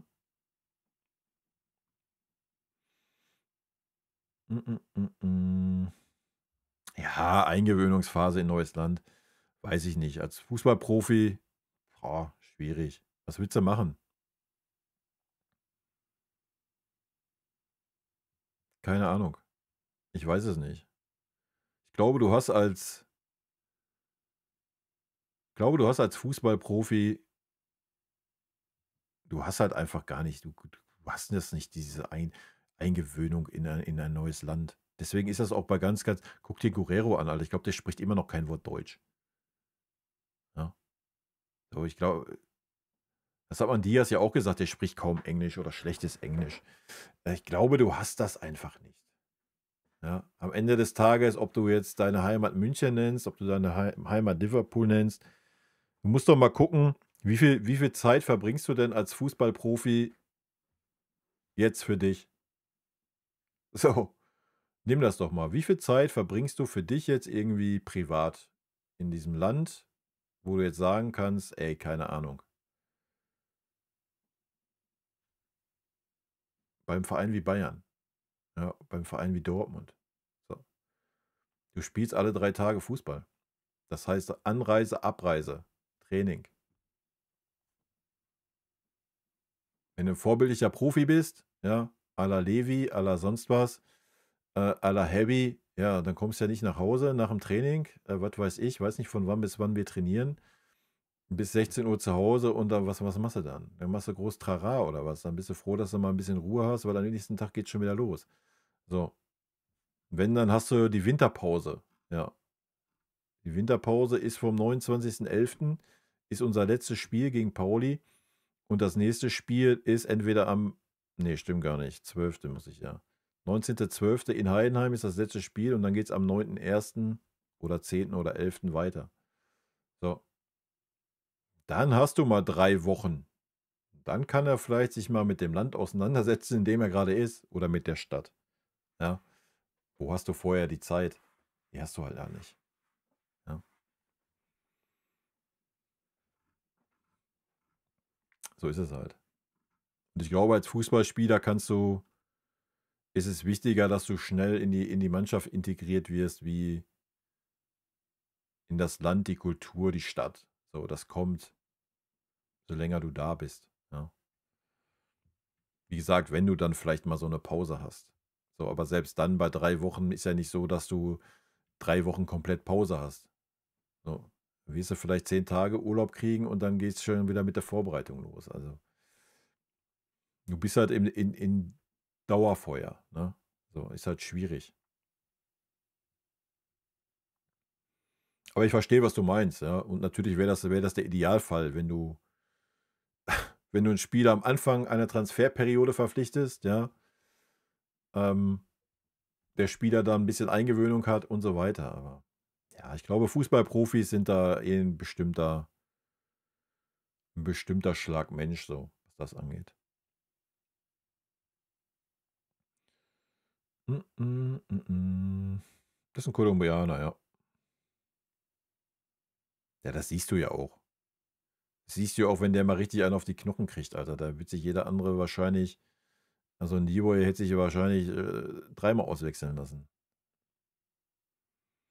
Jetzt hast du sofort 100 € für den Heavy, ja, ich auch. Mm, mm, mm, mm, mm.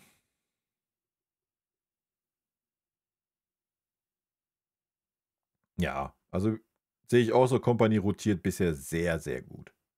Sehr, sehr gut. Ja. Und wichtig und richtig. Ja, keine Ahnung. Ich weiß nicht, ob ein Diaz überhaupt Frau, Kinder hat. Ich habe keine Ahnung. Kann ich dir nicht sagen. Deutsch ist für jeden schwer. Es gibt, glaube ich, keinen Menschen auf dieser Welt, der Deutsch lernt und sagt, Deutsch ist eine einfache Sprache. Ist wahrscheinlich eine der schwarzen, ja, der schwersten Sprachen zu lernen. Da brauchen wir gar nicht drüber reden. Deutsch ist halt so eine beknackte Sprache, Alter. Da brauchen wir gar nicht drüber reden.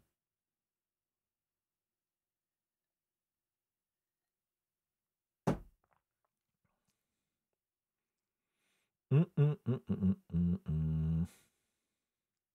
Und natürlich kann das belasten, aber ich glaube, gerade beim FC Bayern, ja, auch wenn man immer predigt, so, ja, es wäre schön, wenn alle Deutsch sprechen und man das auch immer so hinstellt, hier, alle werden Deutsch lernen, Blasels. Also ich glaube, die Amtssprache in der Kabine ist mit Sicherheit nicht Deutsch. So, machen wir uns jetzt mal nichts vor. Ja, Punkt. Die ist Englisch. Brauchen wir gar nicht drüber reden. So, natürlich wird sich da auf Deutsch unterhalten und bla und so.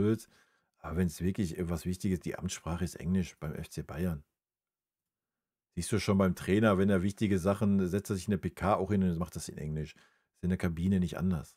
Ja, so, ganz einfach. Guck dir doch an, wie viele deutsche Spieler spielen da noch. Wäre ja auch vermessen zu sagen. Ja. Natürlich ist das immer schön, wenn sich Spieler mit der Kultur dann identifizieren und die Sprache lernen. Auf der anderen Seite kann ich das heute auch echt nachvollziehen, wenn man das nicht tut. Ja, ist halt so. Dafür ist das Fußballgeschäft auch wirklich,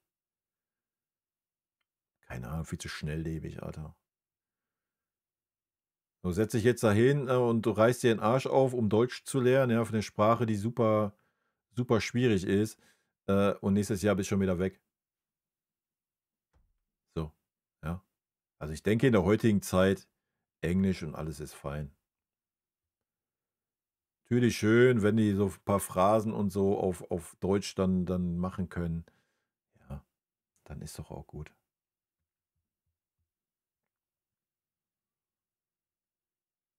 Ja, genau. Deutsch ist so gar nicht schwer. Diaz hat Juni 25 geheiratet und hat keine Kinder. Ja, guck mal. Ja, Deutsch ist eine super schwierige Sprache. Erst recht, wenn du aus dem Englischen kommst. Sorry. Ja, allein der, die das. So. Wir fangen jetzt gar nicht mit den ganzen Vergangenheitsformen und Zukunftsformen an, oder? Oder mit den Wörtern, die wir haben. Also, bitte euch. Also jeder, der sich ein bisschen mit Sprachen beschäftigt, weiß das. Ist halt so.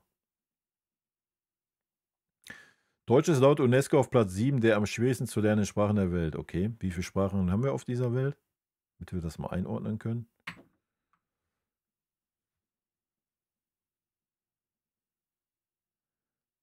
Desinfikationsmittel. Aber das ist ja noch eins von den leichteren Wörtern. Geh mal in irgendeine Amtsgeschichte rein. Such da mal ein paar Wörter raus.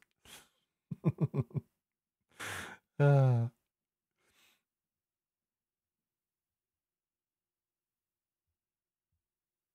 Schatz, geh mir nicht auf den Sack. Ich habe doch gerade gesagt, Deutsch ist eine schwere Sprache. Hörst du mir nicht zu oder was?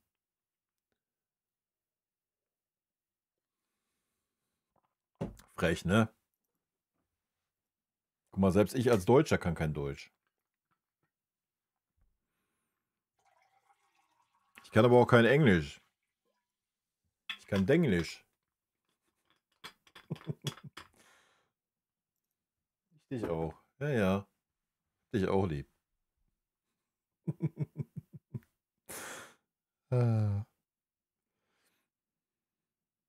Es gibt über 7000 verschiedene Sprachen. Okay, ist aber mit Dialekt, oder? 7000 Sprachen ist abartig.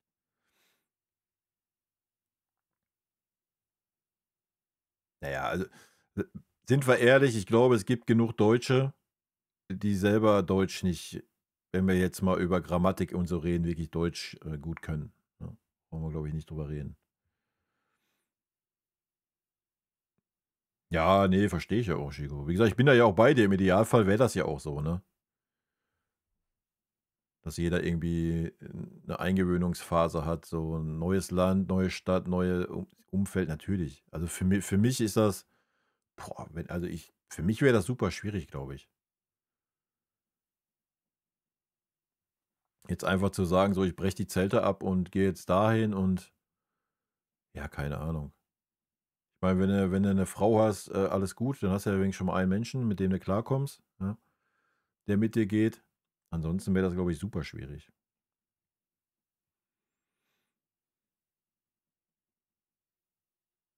Wisst ihr? Deomer. Servus. Kann ich auch nicht in Deutsch aussprechen, den Namen. Deomer? Wild, ne? Ach ja, guck mal. Haben wir doch die 2 Stunden gut gefüllt, ey. Ach so. Du bist doch die eher auswandern will wie ich.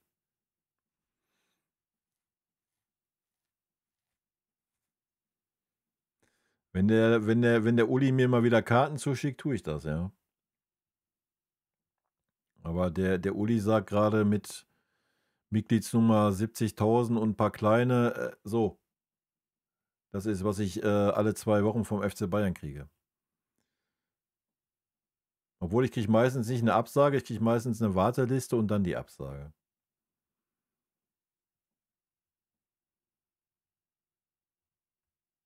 Naja, Schatz, kriegst du unten im Keller, wo du angekettet wirst, kriegst du deine Ruhe. Ist kein Problem.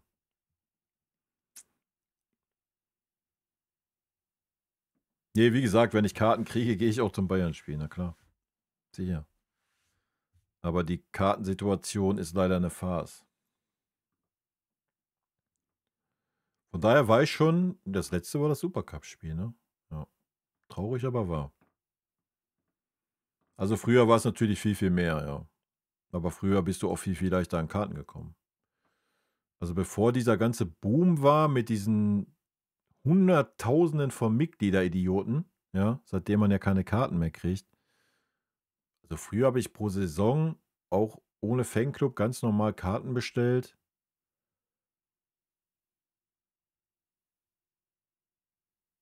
Ich habe so meistens zwischen 6 und 10 Spiele gehabt im Jahr. Also auswärts sowie heim, ne? Aber heim habe ich auch nie alle bestellt, weil da habe ich immer nur ähm, die Top-Spiele genommen, weil, ja, 700 Kilometer Anfahrt ist natürlich ein Brett. Da fährst du natürlich nicht für ein Spiel gegen Hoffenheim oder so ein Scheiß dahin. Ja. Und das beste Spiel, wofür ich Karten gekriegt habe, war zweimal DFB-Pokalfinale in Berlin. Ja. Und ansonsten bin ich früher halt auch viel nach Bochum gefahren oder mit Bochum auch zu Auswärtsspielen und sowas. Ja. Aber das war dann über einen Fanclub. Das war so Fanfreundschaft Bayern-Bochum. Da war ich mal eine Zeit lang.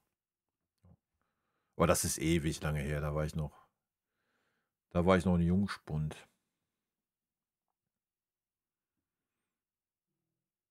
Fazit, die letzten 10 Minuten sind wir uns einig, wir übernehmen Sachen. Dem Verein geht's gut. Ja, aber ist doch auch schön, oder nicht? Stimmt, ja. Stimmt. Donuts hätte ich erwarten können, ja. Mm, mm, mm, mm, mm.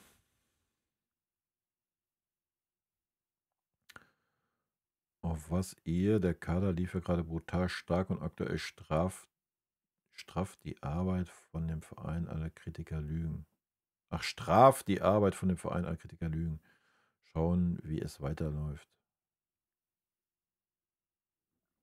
Naja, das kommt ja darauf an, welche Kritik, oder? Ich denke, es gibt genug Kritik, die man gerade auf den Bezug zu Uli Hoeneß geäußert hat, die man völlig zu Recht geäußert hat, die ich auch geäußert habe, und da straft keiner Lügen. Und die Kritik an dem Kader, die kam von meiner Seite eh nicht. Also ich habe diese ganze Kritik eh nicht verstanden. Das ganze dumme Gelaber. Also das war, keine Ahnung, bin ich eh nicht mitgegangen.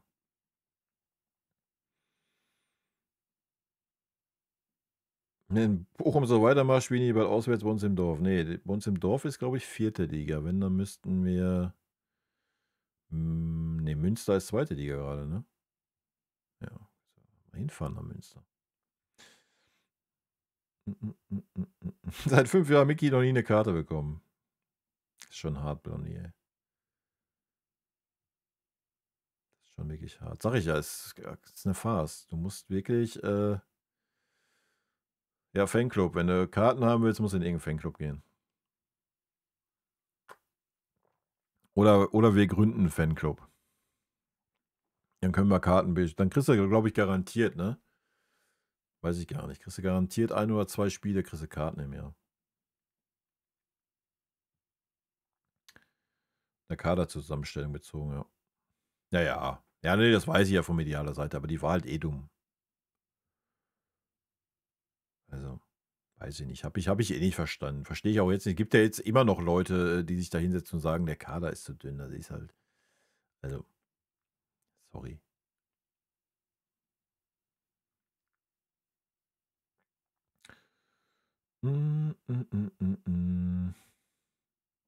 Mir geht es immer 10 bis 15% besser, wenn es uns gut geht. Ja, das ist bei mir nicht mehr so. Früher war das bei mir auch so, aber da war es viel, viel extremer. Aber heutzutage ist das nicht mehr so. Wie gesagt, bei mir ist die Fußballromantik leider ein bisschen geschwunden.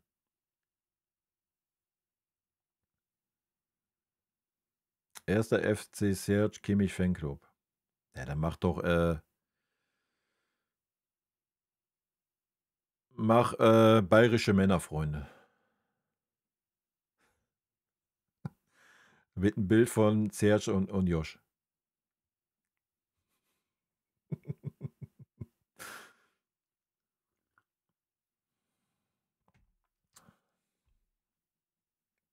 Nein, Bromance nicht. Vor einem Jahr war bei mir die Woche kacke, heute vielleicht nur ein Tag. Ja, also bei mir war das früher auch Hardcore extrem. Aber mittlerweile ist mir das völlig wurscht. Was heißt völlig wurscht? Also, ne? Aber jetzt nicht mehr so, dass ich das irgendwie groß. Ja, kommt natürlich drauf an. Also sollten wir so 3-0 oder so zu Hause gegen Dortmund verlieren, dann kann sich das auch nochmal 1, 2 Tage auswirken. Aber keine Ahnung, ob wir jetzt in der Champions League jetzt gegen Paphos da 5-1 gewonnen hätten oder hätten das irgendwie 2-1 verloren. Ja, dann triggert das in den paar Stunden rein, aber am nächsten Tag, ja, dann ist das so. Wie Winnie, Alter, dann geht's weiter. Nächstes Spiel, ja. Punkt. Nächstes Spiel. Ja, gut, das war aber auch ein Extrem, Blondie, ne? Tuchel-Ära war auch ein Extrem. Da ging es mir auch beschissen, weil das Ding ist ja, du hast dich ja nicht gefreut.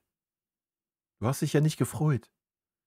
Du bist vom Fernsehen gegangen und hast gedacht, ach du Scheiße, jetzt muss ich mir wieder ein Bayern-Spiel angucken. Und ich sehe wieder diese Scheiße. So bist du vom Fernseher gegangen, ja? Und hast darauf gewartet, dass irgendeiner dieser Superstars Bock hat und durch eine Einzelaktion dieses Spiel entscheidet. Habe ich vorhin schon gesagt. Das ist ja jetzt genau das komplette Gegenteil. Deswegen wäre es jetzt auch nicht so wichtig, keine Ahnung, hätten wir jetzt gegen Frankfurt verloren, aber hätten ein gutes Spiel gemacht, ja, dann ist das so. So ist der Fußball halt manchmal. Ne? Nimm das Spiel letzte Saison zu Hause gegen Frankfurt, haben wir was? Gefühlt 100 Torschüsse gehabt und kein Tor gemacht. So hast du halt manchmal einfach, ne? So, aber jetzt, du freust dich ja. Also ich freue mich auf jedes Bayern-Spiel bisher. Ich aber letztes Jahr auch schon. Ja, und dieses Jahr ist es nochmal mehr, weil du siehst eine Mannschaft auf dem Feld, die will. So, ne? Und wenn das dann mal nicht klappen sollte, aus was weiß ich, ja, dann ist das so, das passiert. Wir reden über Sport, so, ja, kann immer mal passieren. Ja, so, aber dann, das ist was ganz anderes. Und da Tuchel, wie gesagt, du hast das Kotzen gekriegt, Alter. Sorry. Ja, natürlich hast du die Spiele geguckt, so, du bist Fan, aber es tat weh halt. Es tat weh. Das hat nichts mit Fußball zu tun gehabt. Es war grausam, sich das reinzuziehen. Ne? Das ist ja jetzt das genaue Gegenteil wieder. So, jetzt gehst du vom Fernseher und hast Spaß. Ja? Und dann erfreue ich mich auch, wenn wir wie gegen Frankfurt, ähm, wenn wir den einfach den Zahn ziehen und gefühlt 110% Ballbesitz über 30 Minuten haben und die Frankfurter dadurch gar nicht wieder ins Spiel kommen. So, ja, ja, kann ich mich dran erfreuen. So, weil ich weiß, jo, wir haben jetzt bald die Monate, dann knallt's. 6 Tage, 3 Spiele. Ja, super, Männer, macht das. Pimmelt 30 Minuten rum in den eigenen Reihen, schön kräfteschonend. Alles ist gut. Ja, es steht 2-0, alles ist doch fein. Ne? So. Aber das war ja unter Tuchel nur. Unabhängig vom Ergebnis. Katastrophe. Zum Glück ist das vorbei. Ich vermisse aber die Pressekonferenzen, logisch. Aber den Fußball vermisse ich nicht, ne? Und ich denke, so geht's halt viel, ne? Sicher, das sage ich ja. Da musste man sich das Heulen verkneifen, ja. Das ist halt echt so.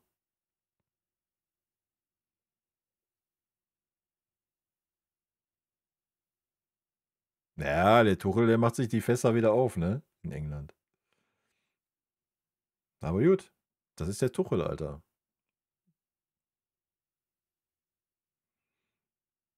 Mm, mm, mm, mm, mm.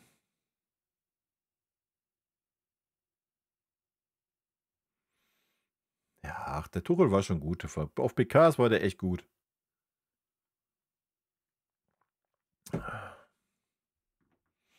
Da musste man sich wieder hart umgewöhnen. Deswegen waren die Winnie-PKs am Anfang auch echt langweilig. Weil da war nichts rauszukitzeln. Da gab es nichts rauszukitzeln zu irgendeinem einzelnen Spieler oder sonst was. Das ist ja ein bisschen aufgeweicht, diese Saison. Wird ein bisschen besser bei Winnie. Wenn er jetzt mal gefragt wird nach einem einzelnen Spieler, dann geht er ein bisschen drauf ein. Schiebt dann immer noch nach Mannschaft, Blasöz, was ja auch richtig ist. Aber in der Anfangsphase war ja gar nichts. Nee, so einzelne Spieler sage ich nichts. Ja, er war definitiv unterhaltsam. Tuchel. Also vom Unterhaltungsfaktor war er schon ganz weit vorne, ja.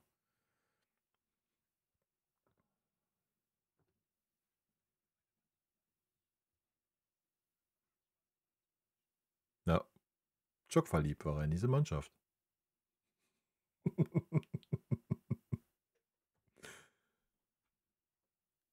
Ja. So, das ist nämlich das Allerwichtigste, Leute. Das Allerwichtigste ist, dass ihr wisst, dass ich ein guter Kerl bin.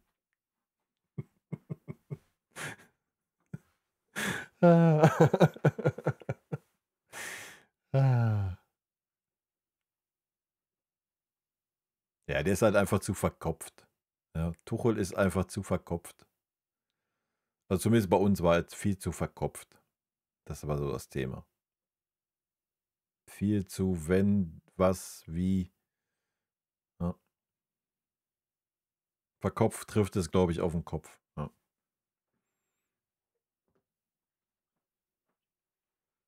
Und der war zu viel Selbstdarsteller bei uns.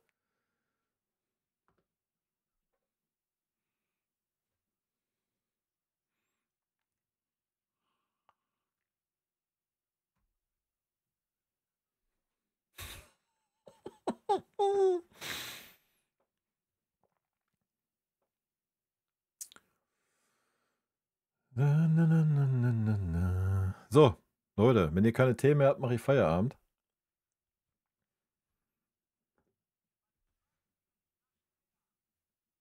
So ein Ding nehme ich.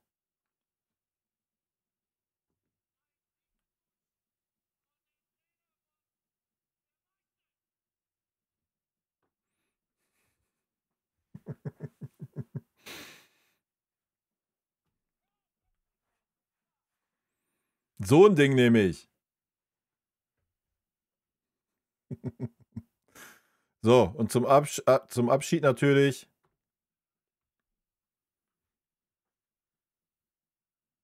Top. Leute, ich wünsche euch eine schöne Woche. Wir haben ja jetzt ein bisschen Pause. Vielleicht mache ich die eine oder andere Reaction. Es gibt ja noch das Xavi-Video, Martinez. Mal gucken. Ansonsten haben wir ja Länderspielpause.